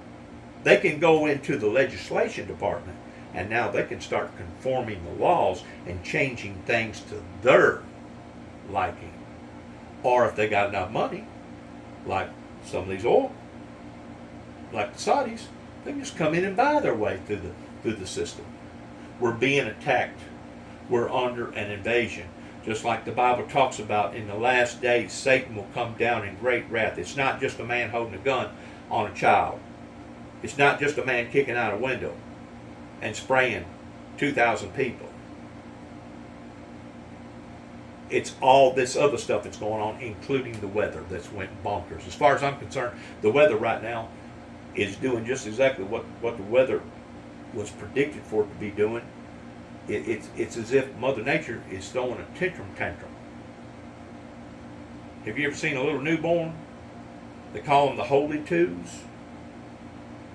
One minute they're okay, next minute, man, they're all over. I mean, they're throwing a fit, man. You know what I'm saying? Well, that's what the forces of nature are doing right now. But we have created this. It's, a lot of people say, "Oh, it's an act of God. God's doing this." Really? I thought about that. These insurance companies, whenever, you can have a claim, have a policy for 25, 30 years, call up the insurance company, a limb fell on my car, a limb fell on my house. Call them up, first thing they do, pull out all the paperwork. "Oh, this was an act of God." Really? Was it God? Maybe it was just, I parked the car under the tree that was fixing to fall anyway. Maybe it's coincidental. Maybe it didn't have nothing to do with God. Or maybe it was the devil that brought that storm in, that caused the ravaging of that whole community. Because anything that's going to tear up my home and tear up my living, my friend, I ain't going to look at it as it being God. I'm going to look at it as it being an adversary. And if you got any sense about you at all, you're going to think the same thing. It's an adversary that comes down and does that kind of damage. We've created that adversary by greed, selfishness, by draining all the oil, all the automobiles, all the carbon dioxide, all of it. One thing adds to another. I kind of look at the earth the same way as I do a ping pong table. Have you ever seen them play ping pong a long time ago? Where a ping pong, the one guy, he hits it, he goes over the little fence, and the next guy, he hits it, and bounces, goes over the little fence, bounces. In other words, it's in constant flow, going back and forth, right? Same thing with the earth versus the atmosphere. It's like a ping pong table. What happens down here affects it up there. What it does up there affects it down here. It's like a ping pong table. Back and forth, back and forth, back and forth. You ever thought about this? The moon? The moon was put there for a reason. I see the moon as being the tail on a kite. Because if you got a kite, the longer the tail, the more control that you have over that kite. The shorter the tail, the more that you do not have control over that kite. In other words, if you was to blow up the moon, in which it's impossible, I don't know, a bunch of nuclear stuff that we got, we could probably do it. But if the moon was to get out of focus with the earth, the way the earth comes in, the earth actually gets closer to the sun in the wintertime. And it gets further away from the sun in the opposite direction. It goes in the opposite direction of what you think it is. And they claim within 30,000 miles, one way or the other, would either burn us all up or freeze us to death. In other words, it's fine-tuned. It's like a piece of machinery. The moon is like a tail on a kite. If you was to eliminate the moon, we would drift God only knows where. We would either drift in the abyss and either freeze to death, or we would drift towards the sun and all burn up, one way or the other. It'd be the death of us. The moon was put there for a reason. And it wasn't so we could blast off on our little spaceship to go burn and tinker around on the moon. That's just my opinion about it. It's one thing for what our ancestors helped to create. It's one thing what we've done negligently, but it's another thing to get to looking at our children. I mean, I just got through having a grandchild come into the world about 4 months ago. A little girl, yeah. And to think that what the heck is she going to have to inherit whenever she grows up? I don't even know that she's going to be able to enjoy her teenage years, much less her adult years like me and you've enjoyed. At least we've enjoyed our adult years. In other words, if me and you was to die right now, we couldn't complain at all, could we? Not at all. God's been good to us. We've grown. We've advanced. We started out with nothing. We now got a little bit of stuff around, our assets and stuff. God's been good to us. He really has. Yeah, we took some licks on the way. We fell off of this, got hurt, injured over here, got injured there, made the wrong decision over here, trusted the wrong person over here. But all in all, we've done pretty good. A whole lot better than somebody born into the world that's all deformed. Or somebody's born in the world that don't have a good head on them to the point that they can't think like they should. Where did you tell me you live now again? I live in Weakley County on Highway 89, down below Sharon, Tennessee, about 7 or 8 miles, in a little community called Sidonia. Sidonia used to have a school, and it used to have a post office. It used to be a thriving little community, just like Mansfield up here. And basically, the roads got better, the cars got better, people moved off, and businesses. How many people live there now? 100? Probably. Something like that. You live right inside Sidonia? No, I live on down toward the it's called Beach Ridge down by O'Brien River. Actually, O'Brien County is about a half a mile from my house, the way the crow flies. And if you look at the map, we got Weakley County, O'Brien County, and Gibson County, which the seat to Gibson County is Trenton. They all merge right down there at the O'Brien River, just about where that big tree was.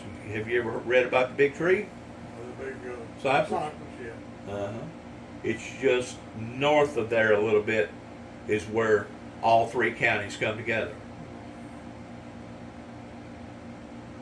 Yeah, I went down there one time to see the tree and it was gone. It died. I was down there not long ago. The Titan stayed tall until 1976. I was 14 years old. The year that my brother died was whenever lightning struck it and finished it off. They claim before lightning hit it the first time that it stood above the tree line about twice as high as what all the rest of the trees stood. So the Titan was basically right in my backyard whenever I was growing up. Because Beach Ridge is just right below me. I'm almost on Beach Ridge. Did you have any brothers or sisters? I did. I had 2 older brothers, and then I had a younger brother. We was all boys. We was all born 4 years apart, and my mother called all of us with the first name beginning with a D letter. Danny, Douglas, Dennis, which is me, and then David. And we was all born 4 years apart. Raised up down in the country, didn't have a bathroom. We did have hot water, did have water. Didn't have to draw water at the time. My grandmother, she was still drawing water when we moved down to Tennessee in 1967. And I can't remember if her husband put in the well in 1969. I don't think he did. I think it was after he died in 1969 whenever the family all got together and put her in a well. Of course, at the time, you could put in a well back then for probably about $1,500. To where now, to put in a well around here, you'd probably be looking at 5 or 6. Yeah. And that's here. Yeah. If you go up to East Tennessee or out west, you may be spending twice that or 3 times that, depending upon how far they got to dig. But yeah, she had a cistern. Matter of fact, where my place is now, whenever I first come home in 2014, after me traveling all over the United States, I marked it off exactly 30 by 30 by 30 by 30. And that's where I put my pole barn, and I put that cistern that she originally had to draw her water out right in the corner of my building. That way, if something was to happen, I could always get my water. Yeah. I could always get fresh water. May have to draw it out with a rope, and I do have one of those. Though, remember the things that had a little plunger on it? Mm-hmm. I do got one of them, brand new, never been in water. Dad bought it up there in Kentucky somewhere. He said he dropped off in a place up there. He said it was just like walking back in time. He said, my God, everything you looked at, he said everything was for sale too, and he said it was brand new. I don't know where it was, probably up there around Hopkinsville somewhere. Called a long bucket, that's what they call it. There's one hanging right there, brand new. A long bucket. You want to sell it? No. I'd like to have a spare. Usually the seal will dry up, and you may have to put a new seal in it, but you can always make a seal and put in it. Yeah. Get you a tire tube, a tube on a tire. Like a You truck. have neighbors close to you? Yeah. Yeah, I got them within, I don't know, a couple football fields on both sides of me. They pretty good folks. Yeah.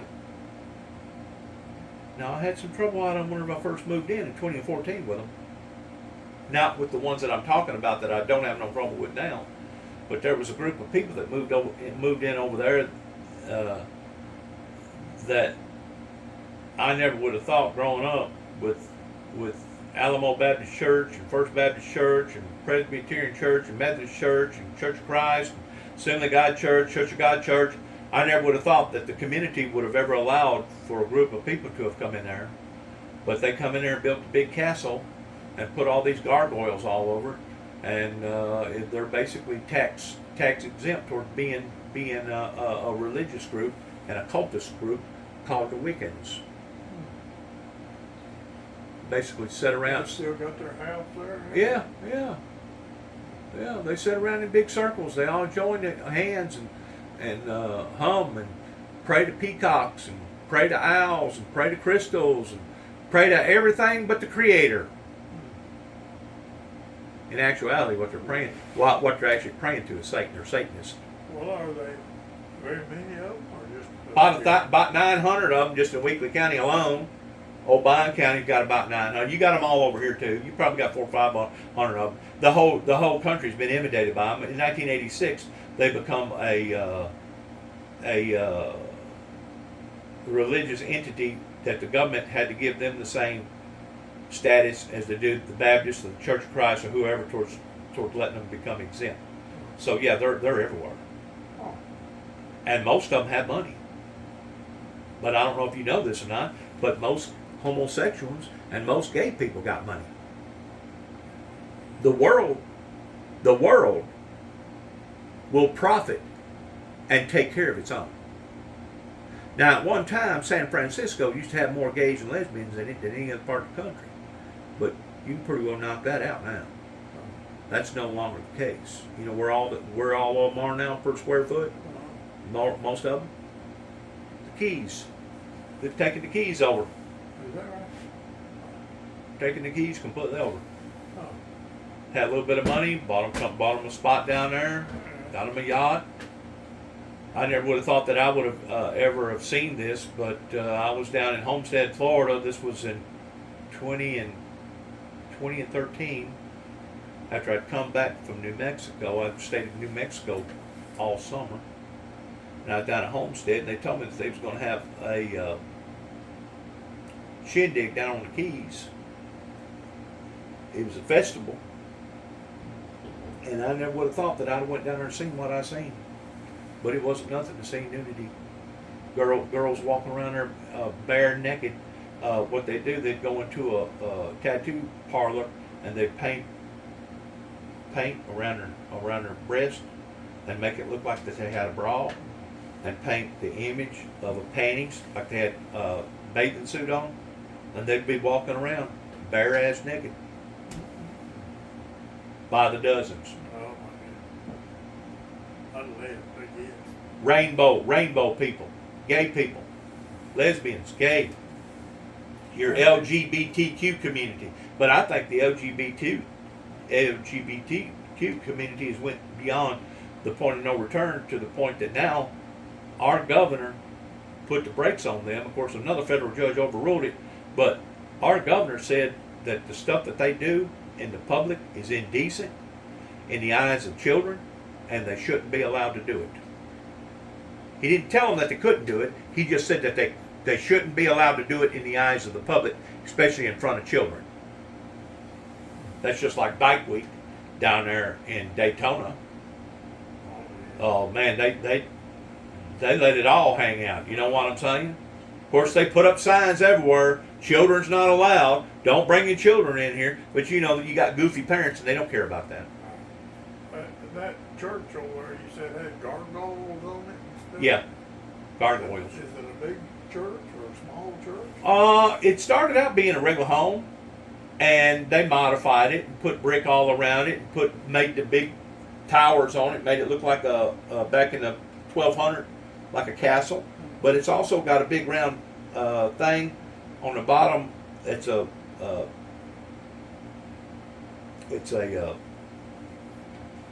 pentagram star, 5-pointed star that represents Satanism, and then on top of that is a big thing with horns coming out of it. So they're definitely Satanists. Yeah. How far are they from you? Less than a quarter of a mile, maybe a half a mile at the very most. When do they hold services? On Sunday or? They do it at different times. Usually, my brother said, up until I moved in down there, that they used to have big shindigs down there right around Halloween, and they'd come down there, and he said there'd be 500 cars parked on the side of the road, and you'd hear these big drums beating, boom, boom, boom, down there having their ceremonies, holding their hands, humming at the owls, peacocks, crystals.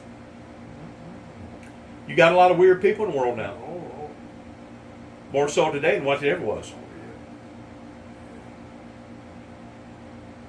I don't know. It's gotten bad. It It ain't getting bad. It's done got bad. That's just bad.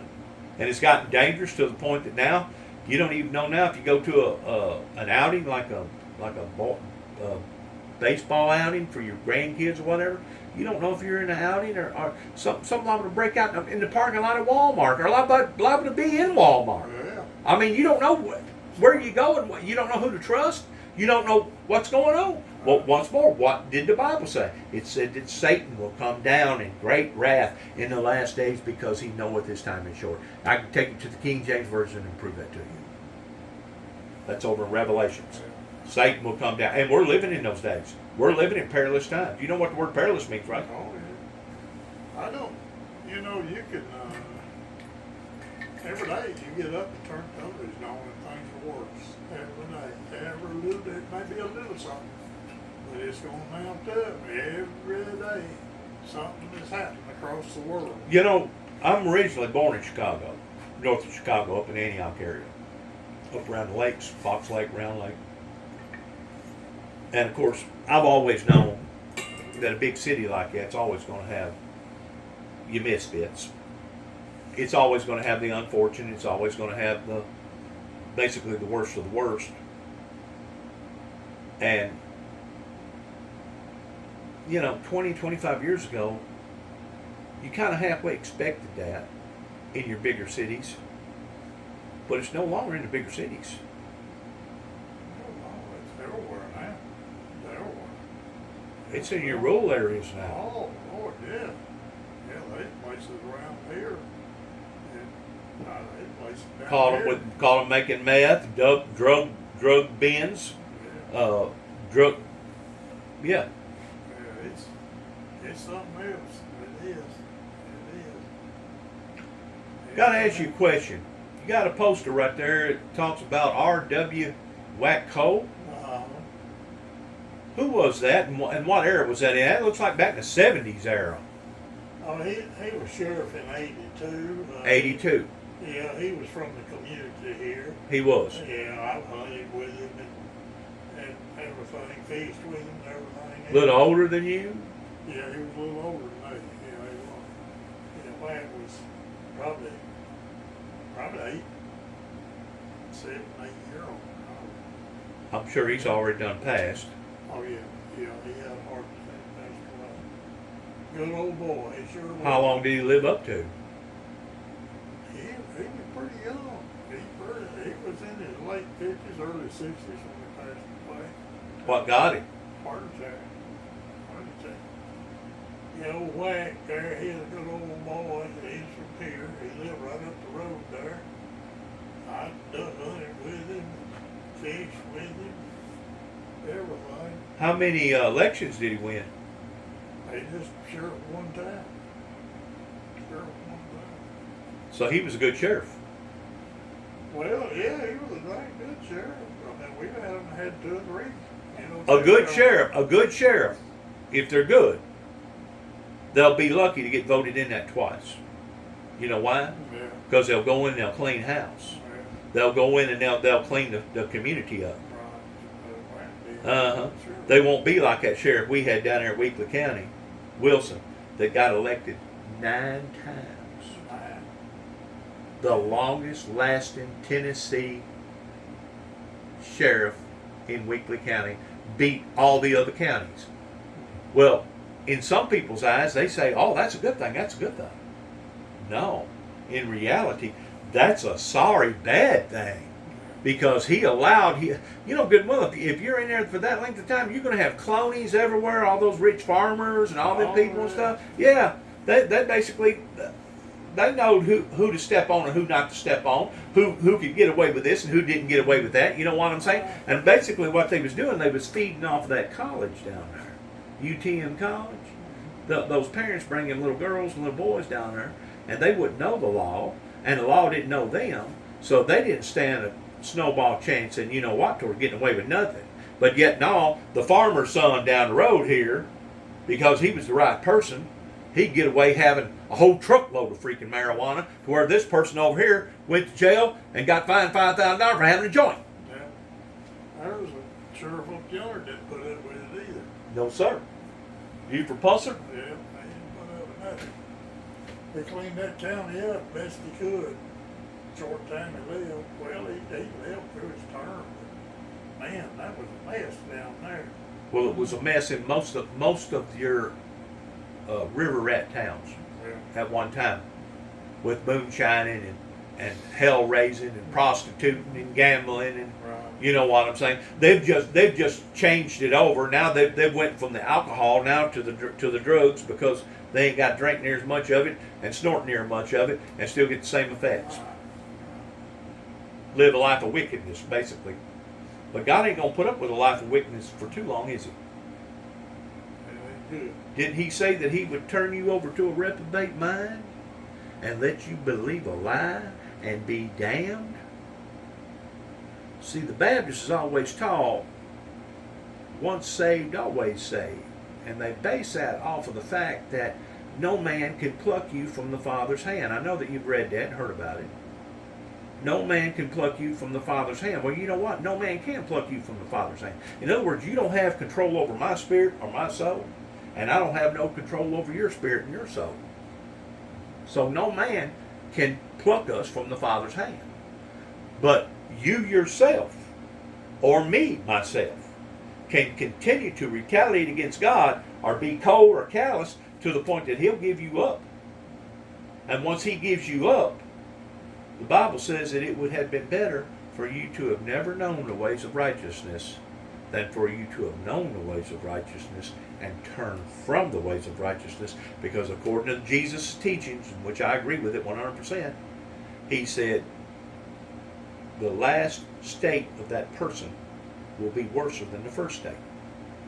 And the reason why is because Christ said that there will leave room in a person's heart or within their soul for 7 more demons. And that person, if they continue to live that lifestyle, they'll be much, much meaner than what they would have been if they never even dealt with spiritual things towards going to church. So you can't tell me that people cannot backslide, my friend. They can backslide. Yeah. They won't backslide necessarily because of somebody causing them to backslide. As far as, we're all going to sin ignorantly. But once you sin, you get away from that sin. And you ask the Father to forgive you of that sin and make you stronger, where next time maybe you can overcome that sin. You know what I'm saying? Because this whole thing is nothing but a maturity thing anyway. We're growing, we're learning, we're maturing. If you're in the Lord, He's going to, there's going to be times you're going to make a left turn whenever you should have took a right. You're going to make a decision. You didn't pray about it long enough, or didn't think about it like you should have had. But that's part of learning. That's part of growing. That's part of maturing. I'm pretty sure that you're a whole lot more seasoned in the Lord today than what you was whenever you first got saved. Yeah. Yeah. How old was you whenever you first got saved? Well, oh man.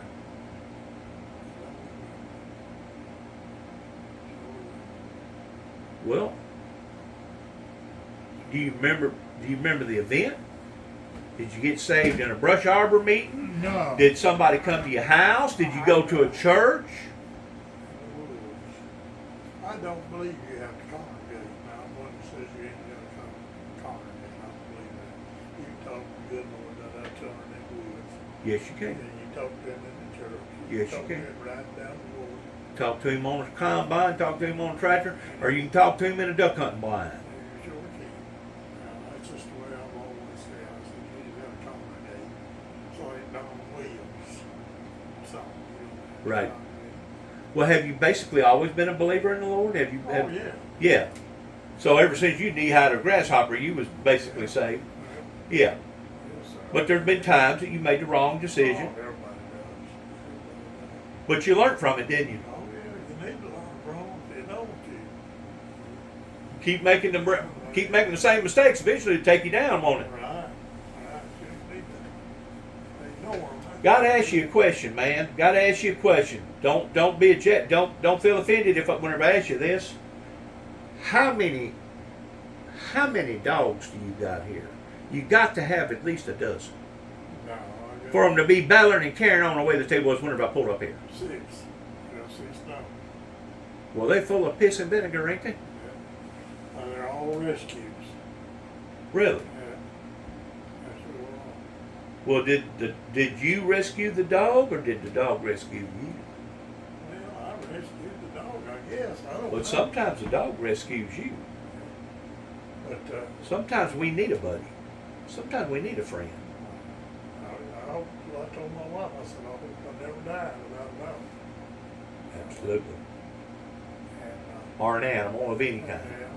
And those people that don't have a dog, I'm not necessarily talking about you, I don't know you have that. Oh, I've had many dogs. But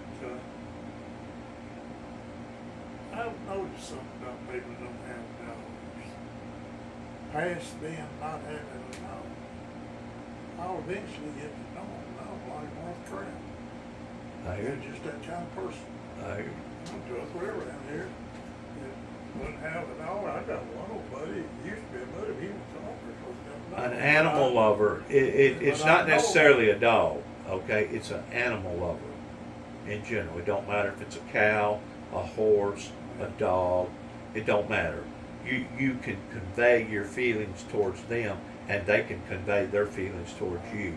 You know what I'm saying? And I'm going to tell you something else that I've noticed, and you're absolutely correct about that.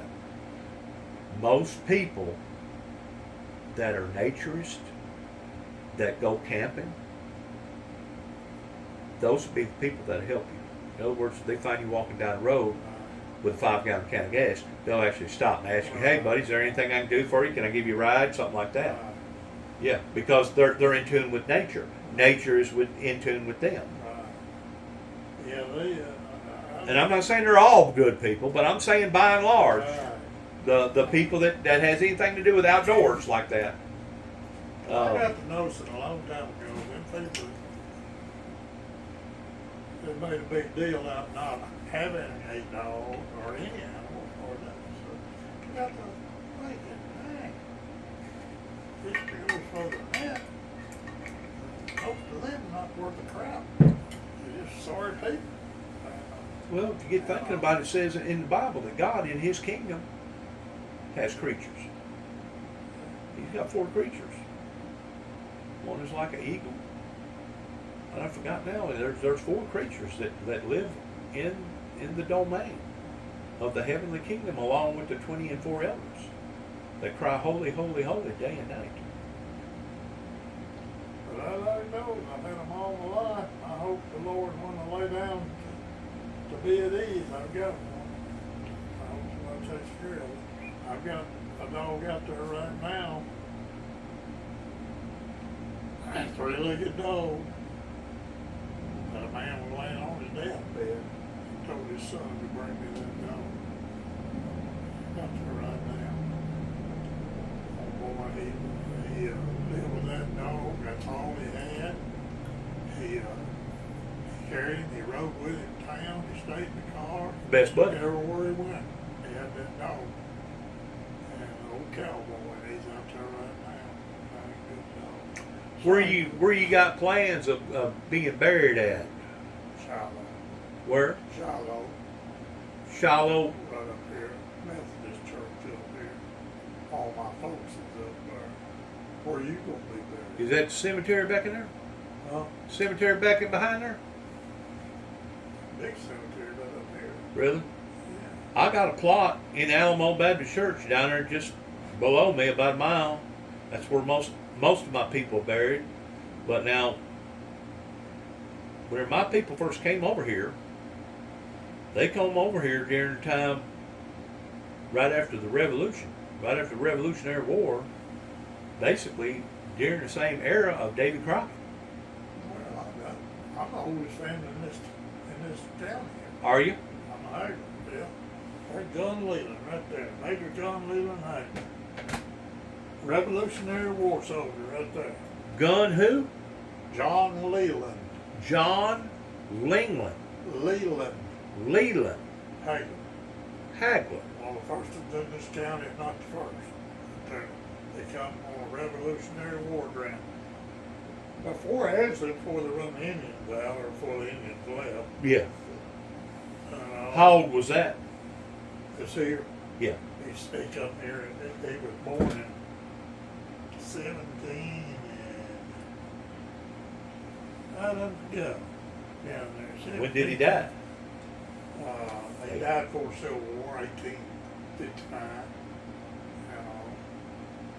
I put him a new stone up.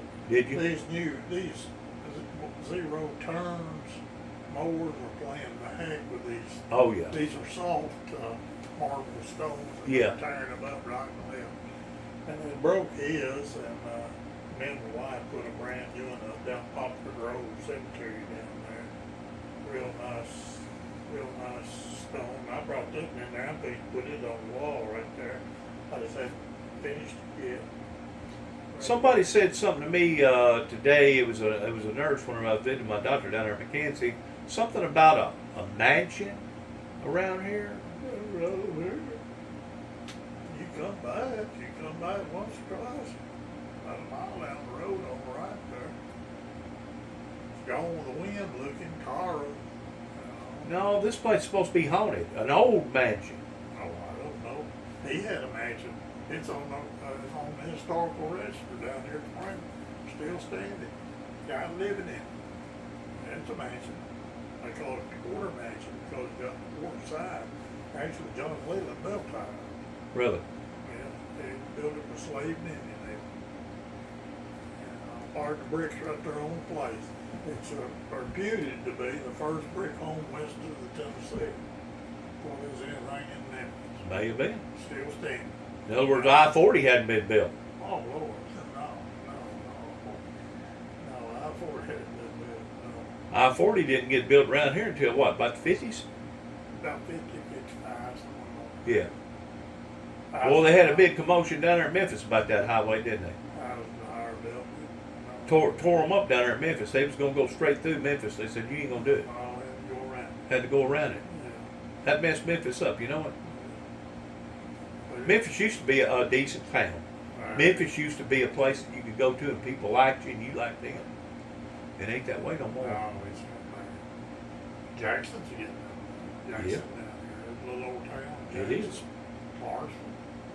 I don't know. It's scary. What's going to happen to us? I don't know. I heard a fellow. I never heard this quote until the other day. Old boy was talking about something being scary. He said it's scarier than the Jackson Mall. I never heard that before. Scarier than the Jackson Mall. What does that mean? Jackson what? Mall, Jackson Mall. Oh, down the Jackson there. Mall down there. There's all them gangs down there. He just said it was scarier than the Jackson Mall. Right.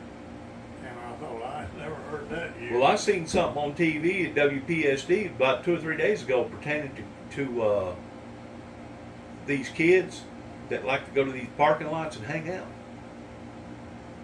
You like to see 4, 5, 6, 8 trucks side by side, yeah. backed up together, or another group of people over here, another group of people over there. They had to put the brakes on it and tell them to run. They had to run them all off because it was basically gang activity towards them getting together, and they know that if they conspire on the telephone, or if they conspire on the computer towards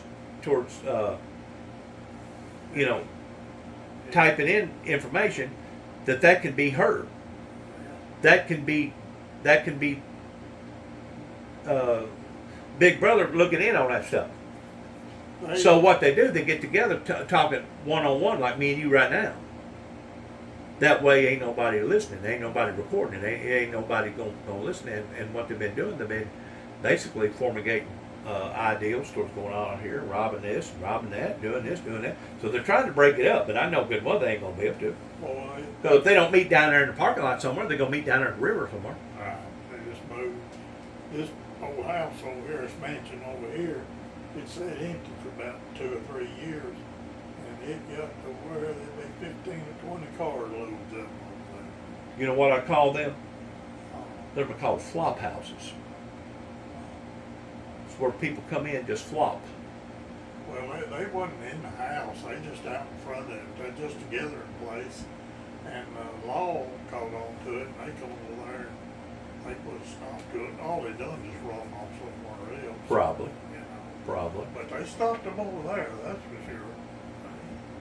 They watched that thing, they ain't none nowhere no more. But there's a guy from California lives in now. And look how big old house. You ain't talking about that new one, are you? The old mansion. The $1 million home over there? Yeah. $1.5 million home over there? Yeah. You told me somebody come from Kentucky and built that, didn't you? Yeah. From Hawkinsville. Hopkinsville. Sure did. What, he go bankrupt or something? Something went wrong? Oh, yeah. Here's a case, this is for sure. He bought 710 acres with it. Could have paid it off. Well, he had plenty of money. And in that 710 acres of a fine home, it wasn't good enough for him to live in, so he's gonna build this in that bankrupt. He lived in this house here about 30 days. They had closed in. They didn't. He wanted to work with them. They wouldn't even work with him. I mean, I would have. There's one of them banks in New York City where it's all went through it.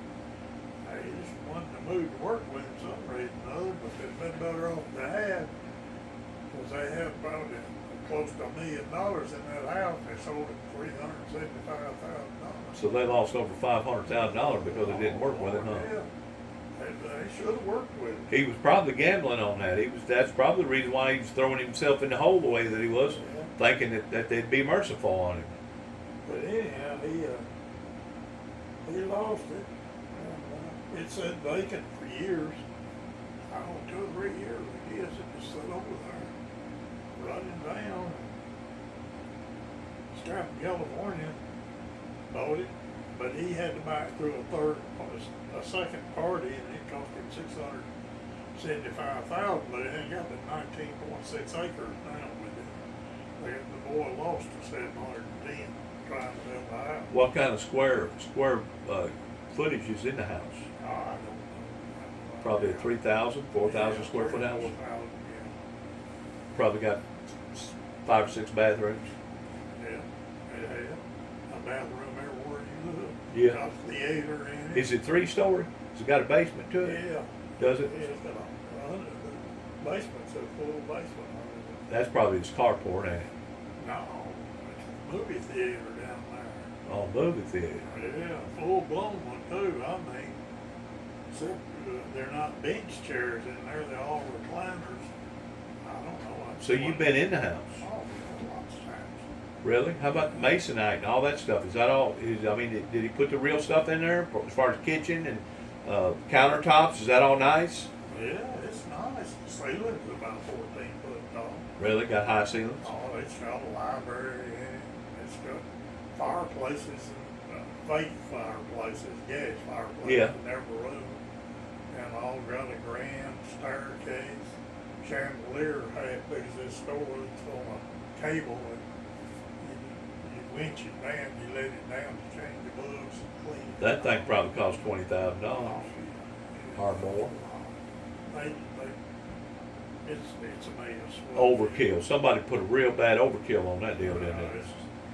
The old cupola up there on top, it leaked. They never got that thing stopped leaking.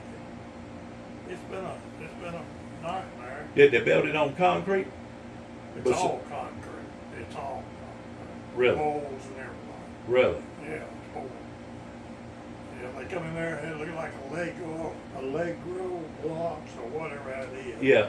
And then they're foam, Yeah. styrofoam, and then they pour full concrete. Gotcha. And yeah. So in other words, if a tornado hits around here, if it tears that thing apart, it's done something, hasn't it? Yeah, they said wind should sustain wind up to 200 miles an hour. Really? It's solid concrete. But you don't know it because on the outside that's just fake Sure. weatherboard, plastic Sure. weatherboard. And on the inside. What that old boy do? What kind of business was he involved in? Did you find out anything about him up here in Hopkinsville? Yeah, he's in the insurance business. Okay. Yeah, he works for an operator. He had about a $20,000 a month safety net built under him over policies he's on.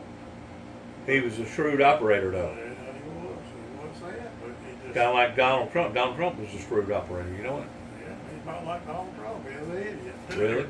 Yeah, the same. Not the same caliber of person. Not the same caliber. Well, they after Donald now, ain't they? They trying to bring up everything on him. Well, they should. If he's done it, they should have done it.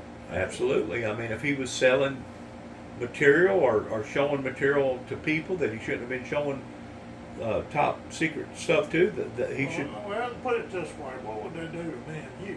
Oh God. They would never do it to him. They would throw us in Guantanamo Bay over in Cuba with the rest of the terrorists, because that's how they'd look at us. They'd look at us being an enemy to the country, a terrorist, a traitor. Yeah. And probably the only reason why they ain't going to hit him like that, which I don't know, they might, is because he is worth a lot of money. And you figure anybody that's worth a lot of money, odds are there's probably a lot of people that depends upon that one person. You know, he's liable to have 10,000 employees spread out all over the world, or maybe 20 or 30,000 employees. I mean, anytime you're worth that kind of money, it's got you branded your name like that. There's going to be people that's going to be dependent upon that brand, and once that man goes down, that brand goes down. I was watching television in there earlier. Now that he's in this trouble, he's asking for donations for lawyers, and I'm thinking, why in the world would you send that guy $5 or $10? He's done scammed the country out of. I think if I'm not mistaken, he collected over $30 million right after January the 6th with the uprising. But we could have stuff like that. People wanting to throw him money all the time. He's a scam artist. I think he's worse a scam artist than Bill Clinton. You know, Bill Clinton could basically talk you into buying a rotten watermelon and tell you that it tastes good before you ever got it to the house. You know it. Yeah, well, it just. We've had a lot of scam artists in that White House for the past 25, 30 years, haven't we? Ever since Kennedy got assassinated. You got any idea why Kennedy got killed? No, I don't believe they'll ever know. It was, with the Russians and the Cubans and this and that and the mafia. Don't you think it was more of an inside job? I don't know. Because if it was somebody from the outside, don't you think they'd had already done revealed that? Sure they would. I don't know. Sure they would. That'd be declared as an act of war. Well, I know where I was when he died. I was sitting down the red light with an old boy, and that old boy on the play with Carl Perkins for something like 28 years. Oh, heck. Blue suede shoes, man. Yeah. He was opening act for Carl for years and years. Gotcha. He could sing like Johnny Cash, Carl Perkins, Elvis, anybody. Right, right. He opened. But he was with you the day that y'all heard that on the news? Was you in the car with him? I was with him. We'd been down Jackson. He'd gone down there about some insurance or something. But I sat out in the car and he come out there and hollered at me. He said, turn on the radio, something bad's happened. I turned it on. He came out and said, what's that? And I said, dang, president's been shot. He said, sure enough. Well, anyhow, when we got to down the red light, that new highway wasn't there then. They pronounced him dead right there. But yeah, David Clinton. His stage name was David C. That's what they called him. Did you feel whenever you heard that? Did you feel confident? Did you feel frightened that could actually evolve into something big? Like, I mean, because in that era, I mean, you remember more of the civil rights movement than I do. Yeah, oh yeah, I remember that well. But I was just saying, you know, because this guy was a good fellow. He was a talker. He was a good fellow. But you know, that plague didn't just fall on him. That plague fell on the whole family. Oh yeah. Everybody died except one. Yeah. That was Ted. He was probably the only one that gave in to him, you know it? Yeah. But I guarantee you, they know where that order come from, and they know who done it. And even though the Secret Service didn't do it, they're still liable for allowing for it to be done because they should have been on top of their game. You know what they do now when the Secret Service got like a 3,000, basically like a military force.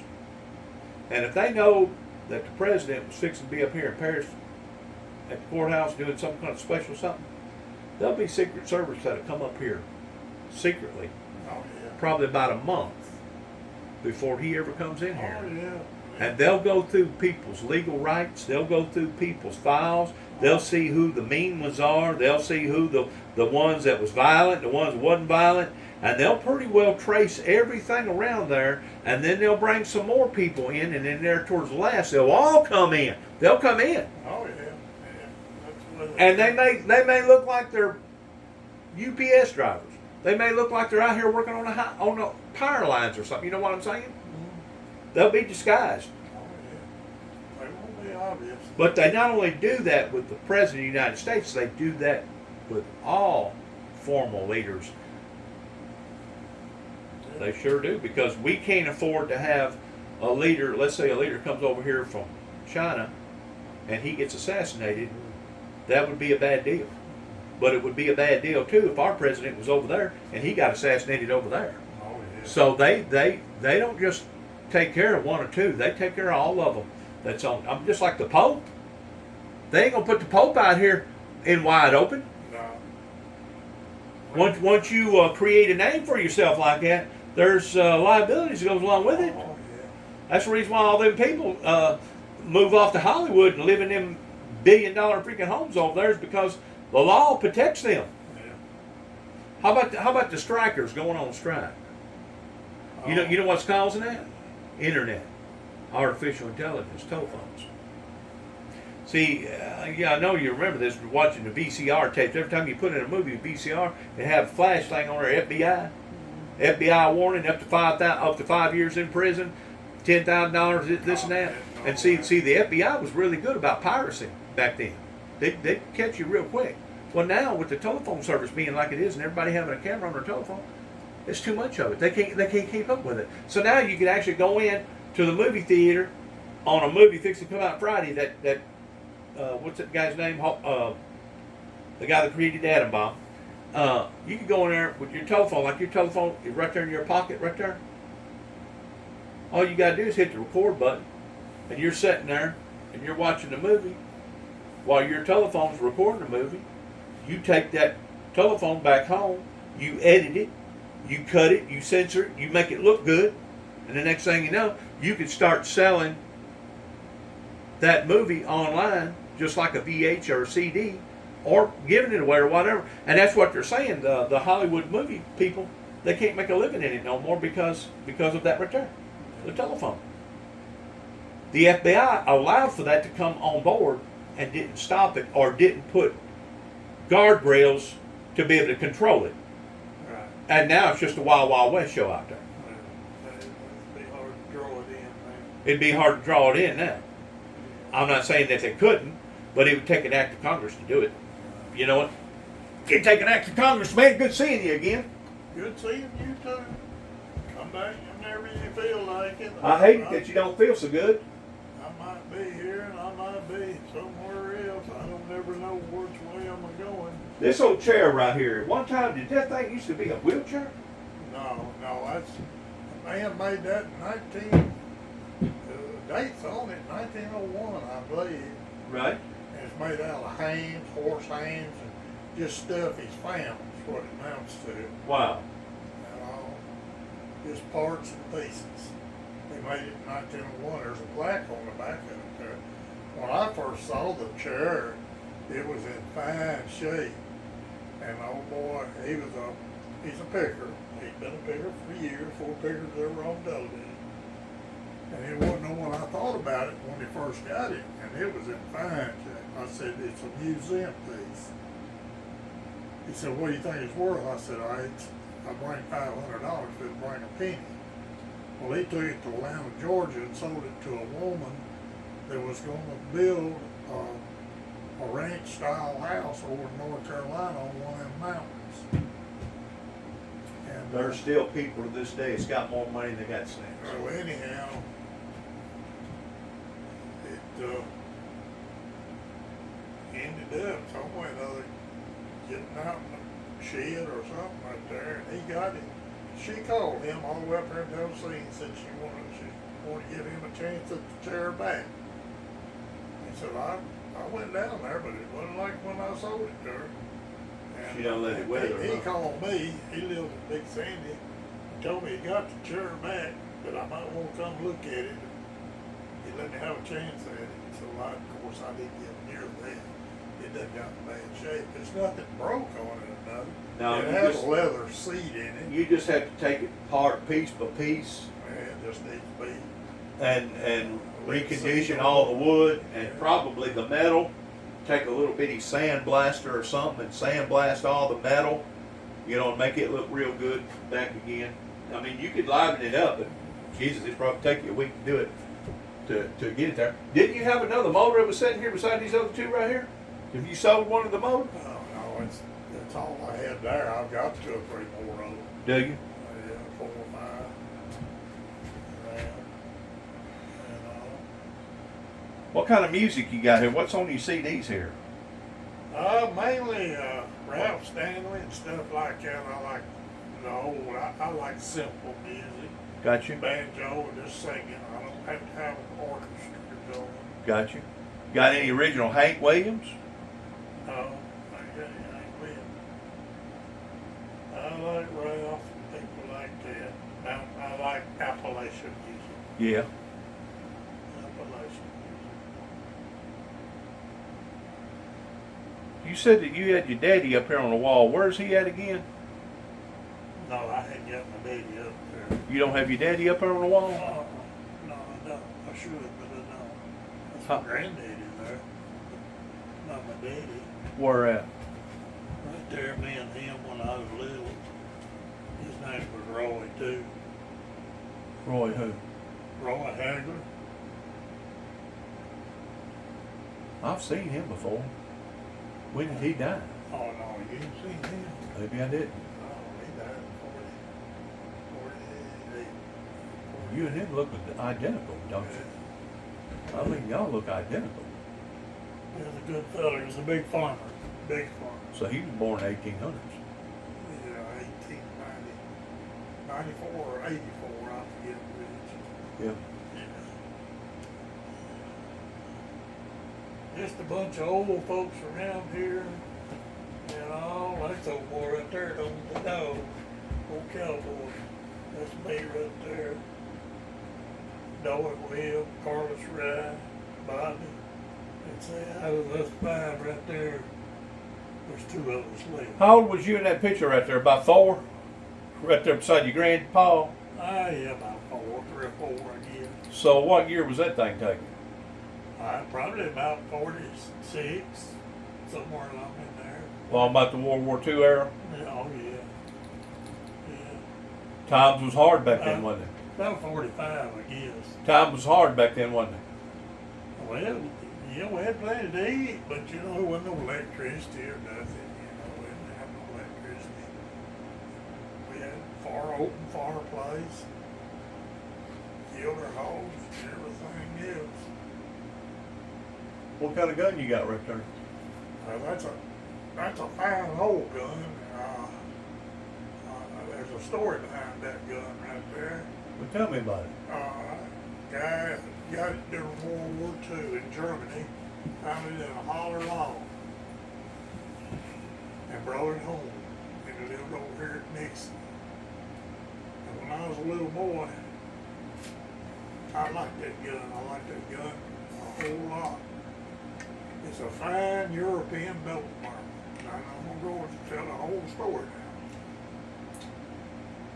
And anyhow, I traded him a Model 11 automatic for it when I was a kid, and that's a gun I hunted with. Yeah. Now then, in Murray, Kentucky, there was a high-end gun dealer over there. He was a broker. Okay. Anyhow, he had one, but in excellent shape. That's a Universal. Okay. Same gun, everything. He wanted $14,000 for the one he had, and it was worth every penny. Now I've hunted with that, and that's a nice Belgian gun in its day. But ain't no doubt about that. No younger. He wanted 14 bit, and it was good. Was it in better shape or about the same kind of shape without nerves in it? No, it was in a lot better shape than that one there. Actually, depending upon who the buyer is, some people rather have one that looks worn than they do have one that looks brand new. I went over one time. He had a gun shop right up on the court square.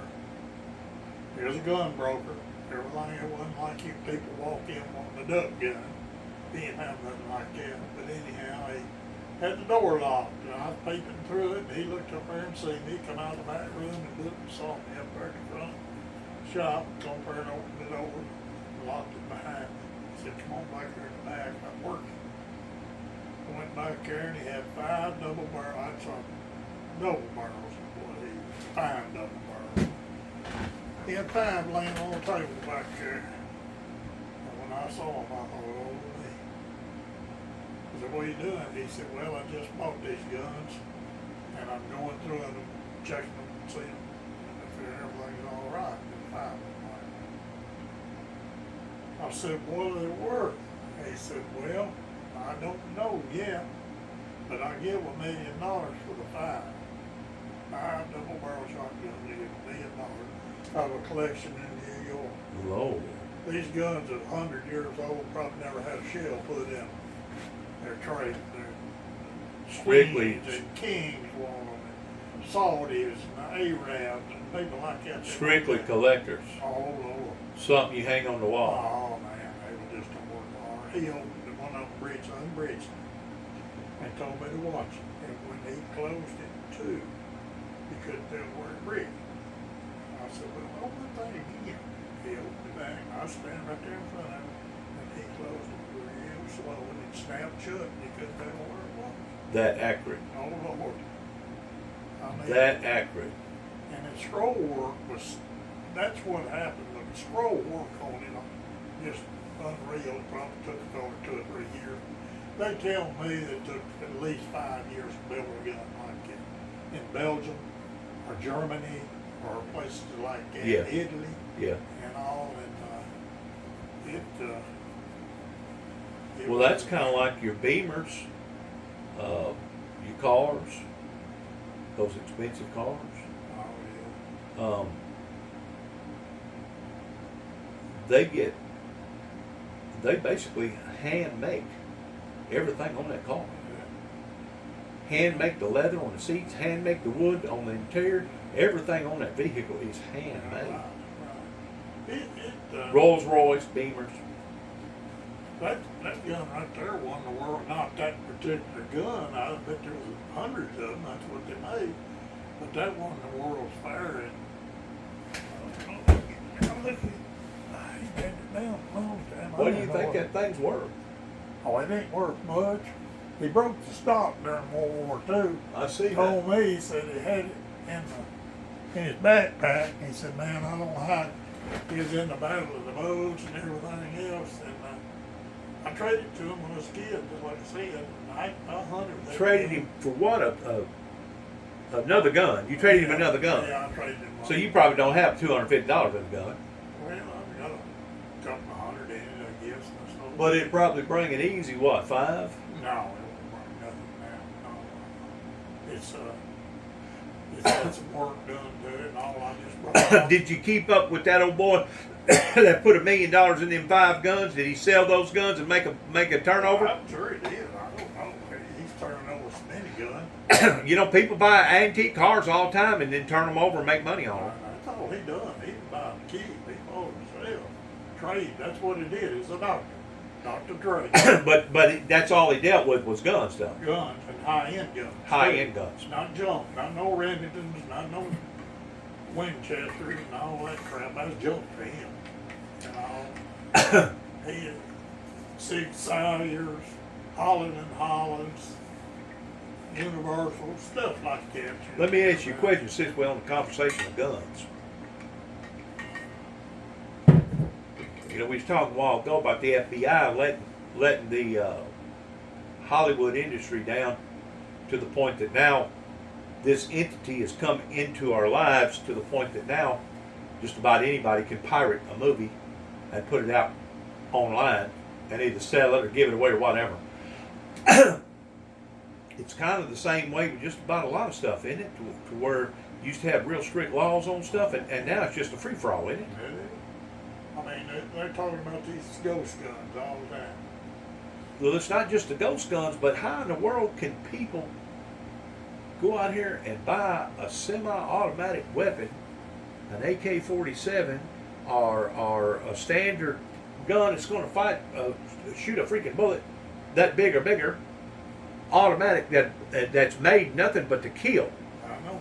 You take a gun like that, if you was to shoot through some of these Mickey Mouse cars today, it probably total the thing completely out. Probably the bullets would go plumb through the car and go plumb through the motor and all the above. But how come our government allowed for that to get out on the streets? If you go into a gun shop that's got all that junk, I call it junk. You got the AK-47s and all that, and stand there and watch the people that are interested in them. Just stand there and watch them. Say that guy's interested in that gun. Uh-huh.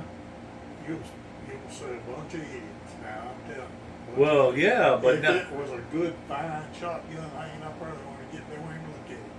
It's got to be all that assault stuff and all Yeah. that. And I watched it. well, have you ever been to gun shows? I went to, there was a gun dealer just put in Dixon. Me and my wife stopped there to look. And that's all he had was them junk semi-automatics and all them army-looking guns. I've been in And some of all them that. gun shows. It was almost like going to a carnival. Yeah. Big underneath the big tent, Yeah. especially out in Oklahoma. Oklahoma and Texas is bad. About Florida is too. Anywhere in the South, they'll just sell any kind of gun to anybody. And to sell a military-style gun to a civilian without that civilian proving him or herself that they're worthy to be able to handle a gun like that. You know, they're not going to just let anybody drive an 18-wheeler until you prove that you're worthy to be able to drive an 18-wheeler. They're not just going to let just a common person ordinarily get into an aircraft like a 747 and take off. You got to prove yourself. You got to be certified. You got to be certified. You see what I'm saying? You got to be certified to be a plumber. You got to be certified to be an electrician. You got to be certified and all this other stuff. So how come you can't be? How come it's a easy to buy military style gun, and you don't have to be certified. Sure. That's what I'm saying. Get $1 million worth tomorrow if that's what you got the money to buy. But back to the Dixon guy in Dixon that just put in that gun shop, that's all he had in there. And I went in there and I said, "Where's your shot?" He said, "Oh, I don't mess with that thing." Well, anyhow, to make a long story short, I went through there a year later and he's closed it. Those guns appeal to a certain segment of the population. Mm-hmm. And most of that segment there, if you get to know them, they're trash ass people. Probably. They're outlaws. Well, They're outlaws. They're bogus. They're out to hurt people or not honest people to begin with. Not all of them. There are a few out there that are good, outstanding citizens that tend to want to have a gun like that. I know a boy here in Paris that's the fine fellow you ever met. He does long distance shooting competition. Okay. Long, yeah, I'm talking long. You're talking about a mile shot or 2 mile shot. That's what he does. Yeah. And he's got one, and he's a gun. He changes barrels. Enthusiast. And works on them and does all that. You got gun enthusiasts everywhere now. Yeah. But he's there's a. You could drive less than a mile. You could drive less than 2 miles from this house right here, and somebody around here probably got $100,000 worth of guns in their house, or maybe more. I know where the boy's got. I probably got the money. Yeah, he's got a standing order on Henry's. Henry's. Does it keep him in a safe? Does he got a walk-in safe? Well, the whole it's got a vault. Yeah, You vault. Walk in vault. Yeah, Humidified and all Yeah. that and everything. yeah. I've been in them. And it's a big vault. Yeah. He's got it. But He's a sawmill boy and a heck of a fine color. well, let me ask you this: since we're talking about guns, it was the ATF that set up across the road from the Davidians, Waco, that acted like that they was going to college, that they was on a mission. They got friends with these Davidians and got involved in contracting various places toward buying guns. Hot and furious, fast and furious guns. They deliberately entrapped them people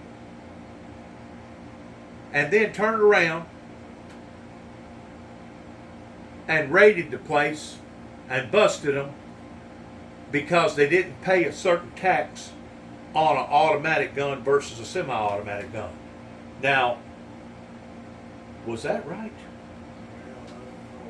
You're going to prey on a group of people like that, and you're going to deliberately set them up to where you can bring them down that way? I don't know what happened out there. I do. The ATF bumfuzzled that deal. Matter of fact, the ATF, the day that they was going to raid the place, one of the Davidians had found out about it, and they was laying in wait for them. And the people that was going to raid the place knowed that they'd been had.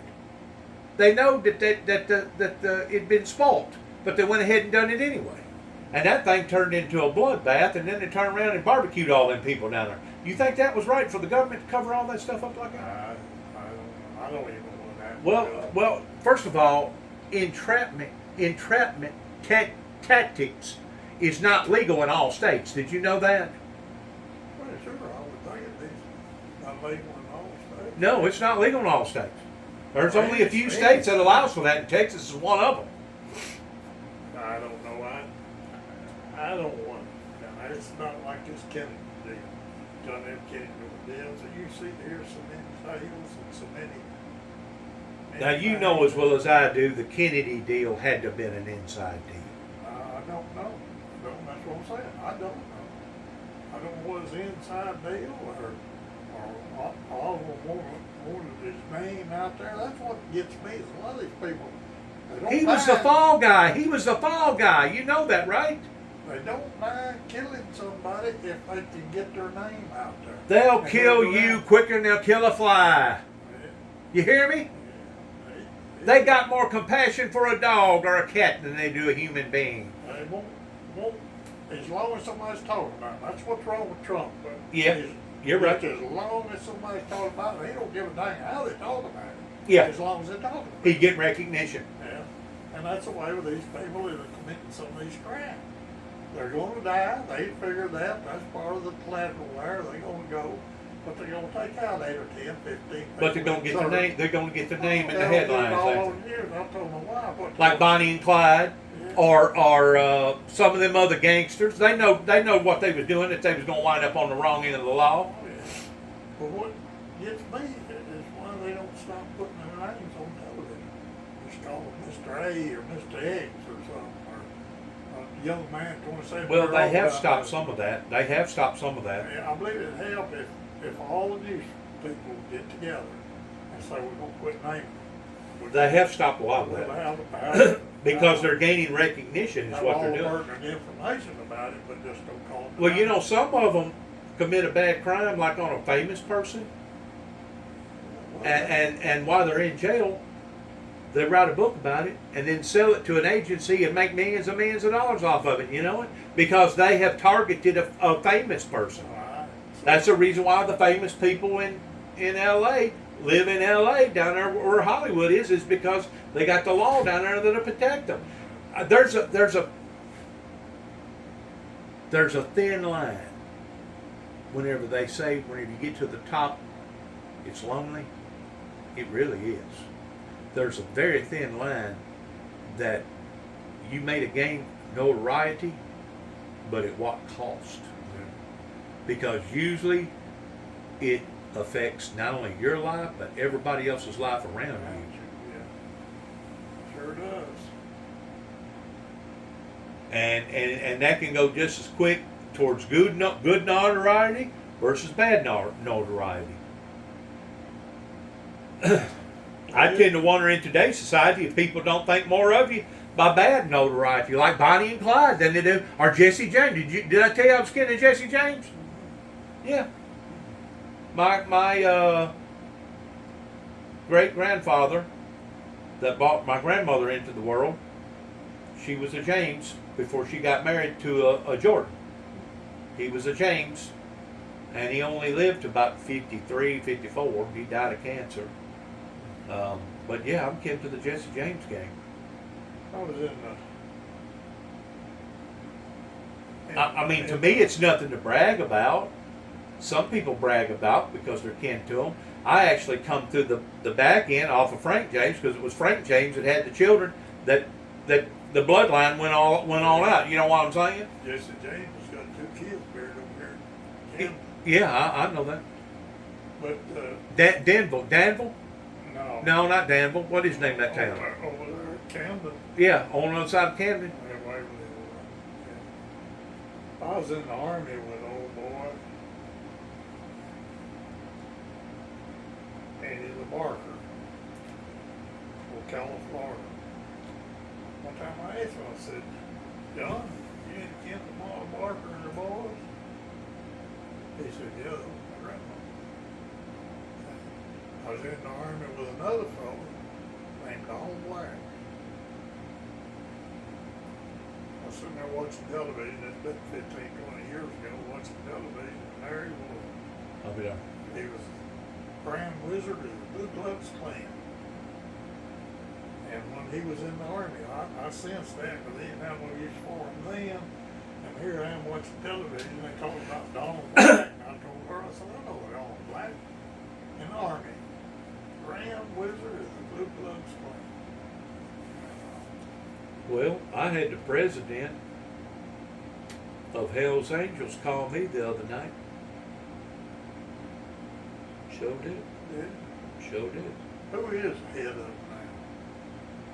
now? I can't tell because I looked it up and they still got the old name in there, and I don't know that it would be favorable for me to release that information to you because it's being recorded.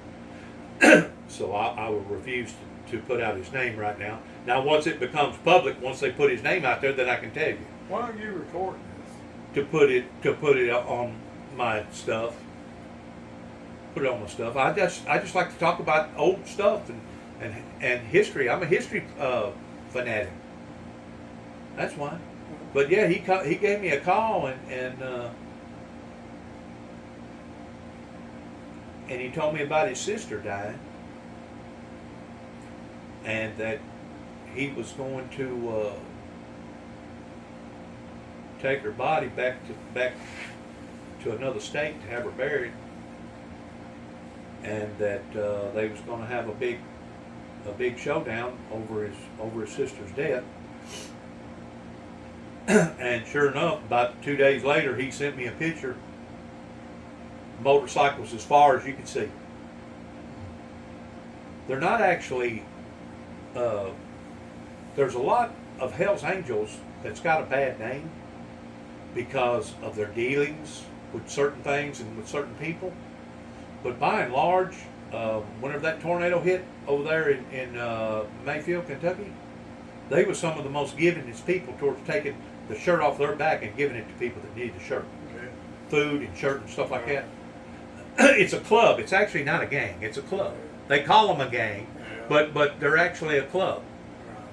They're Hell's Angels. They are what they are. They don't try to mascot it. Which in a way I kind of respect that in somebody a whole lot more being that way than I do these people that act like that they're goody two shoes, or they act like they're holier than thou, and the whole time those are the people that's stabbing people in the back and cutting their throats, and those are usually the people wearing a suit and tie and sits on the front row every Sunday morning that is out here beating people to death, taking advantage of the public. I don't like those kind of people. No, I don't care much for them either. There's a bunch of them. I was in the army with the Hells Angels, and he was the finest fellows you ever seen too. He's a real good old boy. He really was. San Diego. And he was a good person. He really was. What war was you in? Vietnam. Was you on the front end of it or the back end of it? I was not on the front end, I wasn't on the back end. Front end to me would be that I was right in the thick of the battle now. And I wasn't on the back end, because the back ends are the ones that never left the States. I was in Thailand, northern Thailand on the Laotian border. TD Wild Air Force. We were getting fuel for the helicopters, and they were picking up down pilots. Once it go down, we'd try. Sure. We're the closest troops. And that was risky, wasn't it? Well, it was for them. I wasn't picking them up. I was Feeling the getting rigs fuel up. for them, yeah. Yeah. And all. But we was the closest troops to northern Norway Was there just a constant rumble all the time, bombs blowing up, and guns going off? all the time. Never did stop. Ho Chi Minh trail all the time. All the time, 24/7. Sound like distant thunder all the time. Really?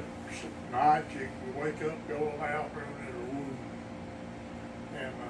And You know, I watched a show the other day that there towards the last, they had this court. I forgot the name of the show now, but they was talking about what was the average lifespan of a person being dropped off. I think they called it an F zone. They had different zones, and the lifespan was something like 14 or 15 or 16 minutes. It was unbelievable in the lifespan that if you got dropped off in that particular area, how long you was actually going to live. And to me, that's senseless, because really and truly the Vietnam War was a planned war, and the Vietnam War got out of hand. And if the truth be known, the government owes those boys an apology, you know it. They was sending them to a war that they know that they wasn't going to be able to win. yeah, it's all political. It was a political deal. That's political. And that's what costed, I guess, Nixon his presidency, wasn't it? Because he wanted to get out of all that. Take them out. It was a mess. He paid the price for that, didn't he? It was a mess. Of course, Nixon, he also favored to the Jersey milk cow farmer at that time. And some people say that also hurt him. I don't know. It's gotten to the point that now everything is political, and that ain't right neither, is it? They want to politicize everything, and that ain't right. Just like these children getting killed with these guns and stuff, they want to politicize that. That shouldn't be a politicized a decision. That should be a life and death decision. That should be a decision off of common sense. I mean, if you're not going to let somebody be qualified to drive an 18-wheeler, how come you don't have to be qualified to operate a freaking military-style gun? You wait in the morning, turn television on in the morning, we'll have a mass shooting somewhere. I don't know what's happening. I don't have no idea. Got to ask you a question. Is that some sort of a game right there that you got in the brown wood right there? It looks like it's got little routers, or was that a way of keeping up score, playing Ruby or Rouge or something? That's my Damascus. It's an ad machine. Ad machine. And them people overseas, that's what they use. Who in God's name would have made something? And I've seen them sliding these things doing like that right there, just adding up thousands and just moving them around. I have no idea how, but that's a. Do they still use that method today over there? Yeah, a lot of them do. Yeah, where I was at today. Yeah, Really? they's always moving. These is like ones and these are tens, and they can just move them around. Kind of like calculator. Yeah. I'll be there. Yeah. I just set it down and that thing, I don't know what. How old do you think that thing's? Huh? How old do you think? When do you think that thing was built? 40s? I don't know. I brought it back with me, I think. Oh, did you? From the war? Yeah, it wasn't that old. They still make them every day, I reckon. Probably. You know? I didn't know what it was. I didn't know if it was keeping up with some sort of game. No. No, it's an ant machine. Hibiscus, something like that. No, they know how to use it too. But Sure can. But with me being who I am, and hopefully maybe later, as I get to know you a little bit better, I can tell you a little bit more. I got to watch out in the company that I keep, because you're known by your company. And I just got to be very careful on who I talk to and what I talk to them about, because I know that the government is watching me. Now, you asked me what I was going to do with that. I'm going to put it on my Facebook. Having a little conversation about this and that, just kind of breezing around, talking about everything in the world. But it's my way of me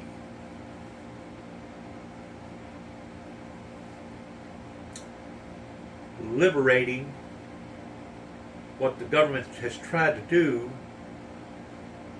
They first wanted to make me out to be somebody that was a lunatic, a madman. That went on until after 9/11. And then after 9/11 in 2005, they changed their tactics on me, and they actually started coming after me in the form of me being a homegrown terrorist. It began in Martin, Tennessee in 2005 whenever they drove from Martin, Tennessee, the Martin PD, all the way to Huntington. At the time I was working for a body shop owner, David Lloyd and Jimmy Darnell, First Choice Body Shop. And they walked in, they asked me, "Are you Dennis Sheck?" And I said, "Yeah, turn around. You're under arrest." "For what?" "Falsifying files." "Falsifying files?" I said, "What are you talking about?" I said, "I ain't no paper pusher." "Well, come on, you're under arrest." So they put me in a squad car in Huntington, because the body shop was right there in the city limits of Huntington. Drove me 2 counties back over into Weakley County. Pulled in, this was in 205, pulled in to the police station. I don't know for sure if the chief of police was in there or not, which at the time would be David Moore. He's now the ex-chief. But they questioned me. There was about 8 or 10 of them in there. They go, was you the guy that was out here about 2 o'clock? Was you at this particular business? Did you pass this guy some information and tell him that there was going to be an explosion of controversy in your life and that you was liable to wind up on the Channel 6 News? And I sat and I thought about it for a second. I said, yeah. I said, what's wrong with that? They go, well, that's under the pretense of falsifying files. I go, what the heck is falsifying files? They pulled out a law book and said, falsifying files is the same thing of pulling down a fire alarm in a hospital or in a school, or being in a theater and crying fire, fire, fire, and starting a stampede, and a bunch of people get hurt. That there's limitations in freedom of speech rights. I go, first of all, I wasn't in no theater crying fire, fire, fire. Second of all, I didn't pull down no fire alarm. And third of all, you can use the word explosion in different terminologies and it not mean a bad thing whatsoever. I said, you can have an explosion of baboon grass in your garden and your garden get taken over. I said, but that don't mean your garden's going to blow up. Not literally. You can use the word explosion figuratively, and they talk about that on TV all the time. Did you know that them cotton pickers went ahead and pursued the charges on that? I hired an attorney right down there in Huntington by the name of Benjamin Dempsey. Did you ever know Benjamin Dempsey? Well, he'd already figured it out through the judges what they's going to do. He backed me in a corner and said, well, if you'll plead guilty, they'll consider time served and you can walk. Well, like a dummy, I went ahead and took it. I didn't realize that once you do that, now you got a stain on your record because you pleaded guilty of falsifying files. According to the law book, falsifying files has the implications of somebody that's a homegrown terrorist. That costed me $5,000 for a bond. It costed me my job, it costed me my wife, and it costed me about $250,000 mini farm that I had at the time in Lexington, Tennessee, out on Juneau Barkington Road by Barkington School. Less than a half mile from Barkington School. Had a nice home. Nice place out there. Plus, because the way that they was coming after me, I basically had to move. I moved up to Davidson County. Started working up there because I know the body shop owner up there. I started doing body work up there. And and it took me a while to put everything together. It was about 3 weeks before they actually come down there and arrested me in that body shop. I had 2 TBI agents and an old buddy that I know for years back come up there at the shop questioning me because I'd been pumping out a lot of material, and some of the material that I had to them looked spooky because it was out in the middle of the woods and I had built this big round circle of an altar, and that's where I had been praying to God for years and years and years for peace up onto the earth. Matter of fact, I've had several ceremonies in that circle. They thought that I was up there burying bodies. TVI, federal guys. Once they realized that they couldn't stop me that way, then they went after me another way by this crazy charge that I ain't never heard. You know, somebody get charged with falsifying files, you kind of, first thing you think of, well, maybe they were cheating on their income tax. Or maybe they was working in the circuitry of being involved with a lot of paperwork or something. Falsifying files means to me you basically wrote a bad check and acted like you was somebody that you wasn't. Wouldn't that be the first thing come into your mind? I've never heard of falsifying files towards it having terrorist implications. But it was strong enough in 2005 that it not only costed me that, Katrina hit, I went down south in 2006, stayed down there, then I wound up in St. Augustine, Florida. I stayed down there for almost a year living on an island. And then in 2007, whenever I come back to Kentucky, up around Grand Rivers, within 2 weeks, well, first of all, whenever I first went into Grand Rivers, my dad had contacted them and told them that my son is on his way up there. He's on a cop by suicide mission. Stop him at all costs.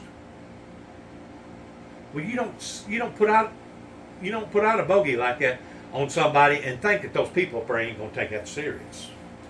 They pulled me over right there in Wrangler's Campground and held me for about 4 or 5 hours, going through my truck piece for piece, and they put out an all points bulletin that goes out nationwide to see if I had any warrants for my arrest, and that took another couple hours. And I guess because they didn't have nothing on me and they had to let me go, it pissed somebody off. But that's what got me on their radar. After they had kicked me out of LBL, and I had to take all my stuff and move it because they basically destroyed it, because I'd stayed 1 day too long. I didn't realize at that time that LBL had a different set of rules and regulations to go by, because the last time I was in there, it was still being controlled and operated by TVA. TVA gave their powers up in 2000 and gave it over to the National Federal Forestry Division.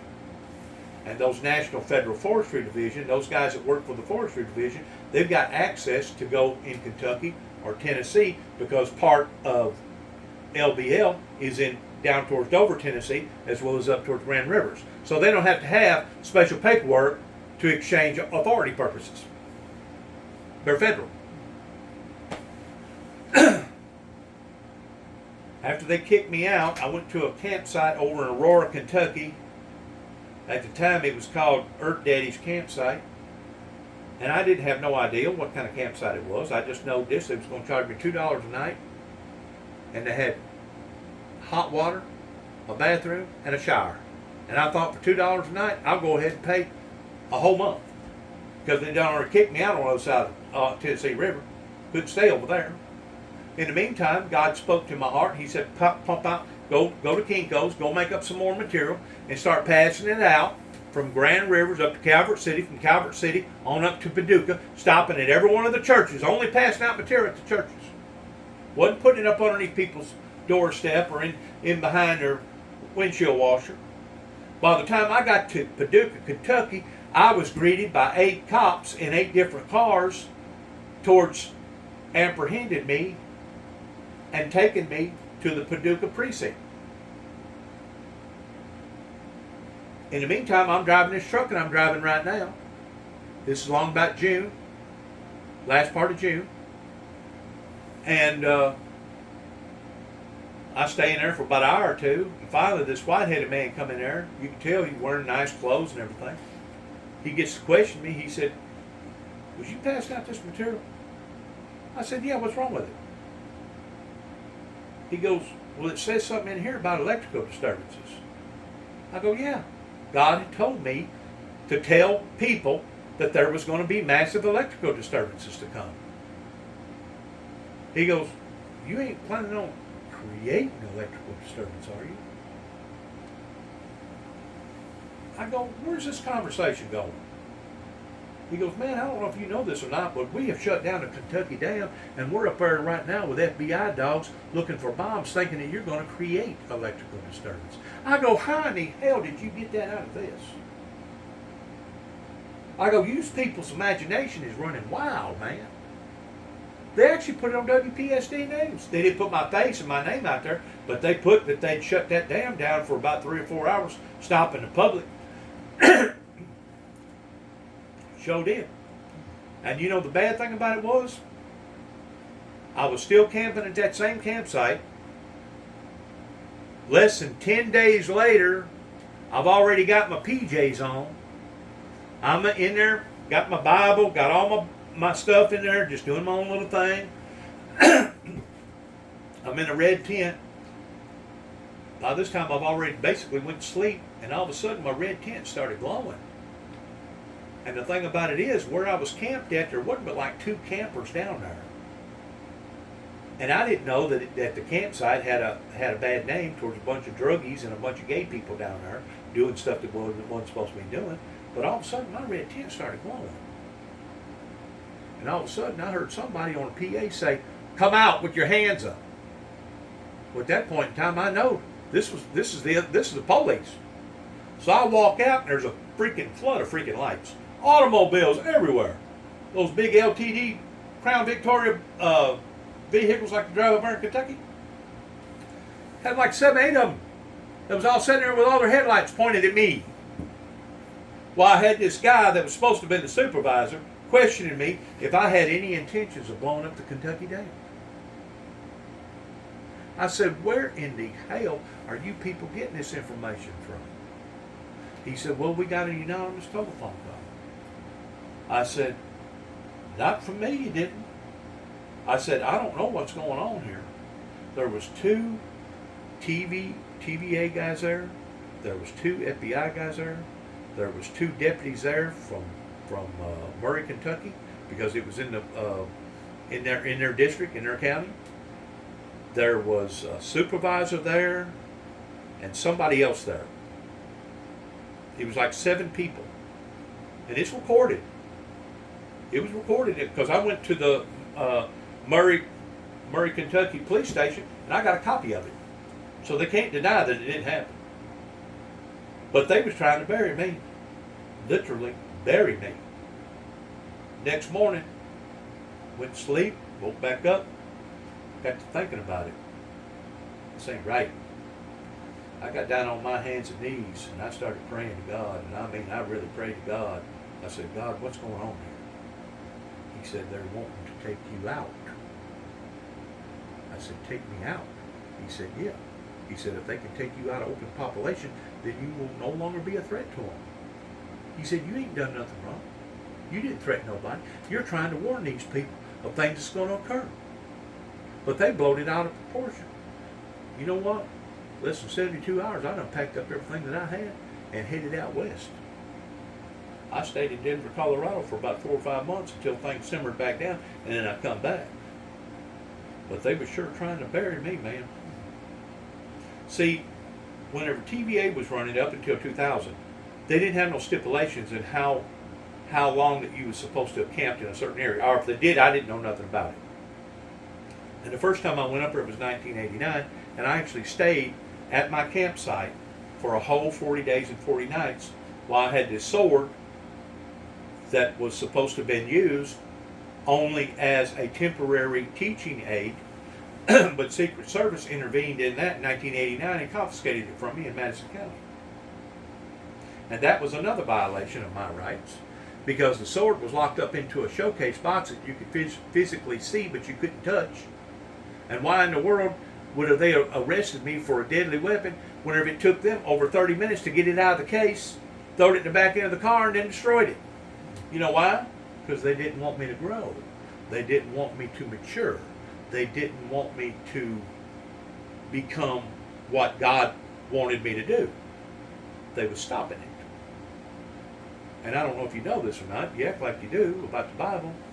Jesus Christ actually had a bounty on his head right after or even before that he was born by the king, that had ordered for every male child to be beheaded in that building, in that city, and they claimed that it wound up killing about 5,000 male children, and they never did get Jesus. They never did get him, but they sure tried. But if you also get to looking at Moses, there was a bounty on his life too whenever he was just a child. That's the reason why the mother took the child and put it down the stream, and it wound up going over to the Egyptians, and the Egyptians found that little baby, and they just fell in love with that little baby. You see, God's got a way of changing things that the devil's trying to put for a barrier or stop. Mama, did you make it okay? Yeah, I'm fixing to go in and get my night work done. Yeah. You bring me home when No coal of fire. How you doing? I'm doing fine. And yourself? Doing all right. Good. Good. Driving a different vehicle. Yeah, I saw that. Yeah. Since I load groceries and stuff and get some stuff put away in there. Gathered up garbage to carry down there to put in the garbage cans and yeah, back on milk. Well, we'll be through for long. Yeah. I got to get in there and get me some to eat. Yeah, his blood sugar Yeah. drops on him. It dropped really bad earlier before Oh, I yeah. left. You know what I ate at dinner time? It didn't bring it up much. Well, that I've was no been out here carbs for in a it. couple of hours. I was aiming to eat something. What'd you eat? And, I don't know how come it goes so low. Man, it's down, what, 68? Yeah, no, 65. And I ate on Mine drops that low from time to time too. I ate a bunch of crackers and it didn't bring it up much. 91 or something. You almost gotta eat chocolate. Yeah. Once it gets down that low, to bring it back up. Yeah, well, I don't have any. Oh, man. Did you ever get one of them things on your arm like I got? No, I He still needs to. breaking my finger there. You still pricking your finger? Well, yeah. But anyways, to end the long story, what they done in Martin, Tennessee in 2005 resulted in what they done to me up around, what county is Paducah in? Callaway County? Yeah, somehow. Is Callaway County Paducah? McCracken. McCracken. Okay. That had snowballed from this big to this big in 207. Well, then, whenever I go out west and I'm investigating the Davidians towards what went on in Waco, and then I go over to Oklahoma, that snowball went from that big to this big. And they're still trying to paint me up as me being no longer a lunatic, but a monster, a homegrown terrorist. Yeah. And they was trying everything in the world, even whenever I moved back to Tennessee, Northwest Tennessee, in 2014, they was provoking me and my brother within a quarter or half a mile of that religious place called the Wiccans. Every demon in the world, son, come out, to the point that we was hiring attorneys. We was going before the Weaker County courts and still couldn't get nothing done. And it was so emotional to my brother that it helped to bring him to an early death at the age of 51. Sad. That is sad. Yeah, it is. 51 years old, died. That is sad. I've got to get in there and get me something. But to eat. yeah, I've had some problems with the feds. I've had some problems with basically the church world, or those that claim to be the church world, because they didn't want what I was teaching and preaching to materialize. Right. But they didn't want Moses' message to materialize neither. They didn't want Jesus Christ's message to materialize. Yeah. And of course, we've seen that they didn't want Noah's message to materialize because they didn't believe a word that he said. And that costed them their lives, didn't it? Yeah. Be careful. You too now. I got one of them right there. Yeah. They're very sensitive whenever it comes to balancing them lawnmower blades after you get through sharpening them. It makes a difference too, don't it? Let me tell you this real quick. Look right here inside that ledge right there. You can see in the bottom part of that window right there where it looks like something is gnawed on it. See it? Yeah. They took about a $500,000 robot, $250,000 robot, and stuck a probe in the back end of this truck because I had a red sleeping bag in here and they thought it was filled full of TNT in Oklahoma, and they activated the bomb. Whenever they activated the bomb, it blowed out both windows. Yeah, and it put me all over national news like I was a freaking monster. Oh, my Lord. And the whole time they was the monsters. That's the reason why it says what it says on there, pertaining to it being a minefield crib. A crib is considered where you sleep. Your bed, that's called a crib, not like a corn crib. And then the anti-war shack, the way people are. But if you look up Isaiah right here, 2:4, it says is a prophecy stating that one day they will take their weapons of destruction and melt them down and turn them into plowshares. I don't know if you've ever read that. Actually, that's on the wall of Jerusalem, of their embassy over there, where they would take weapons of destruction and melt them down into plowshares. We have yet to see that revival take place. But yeah, it's a little different.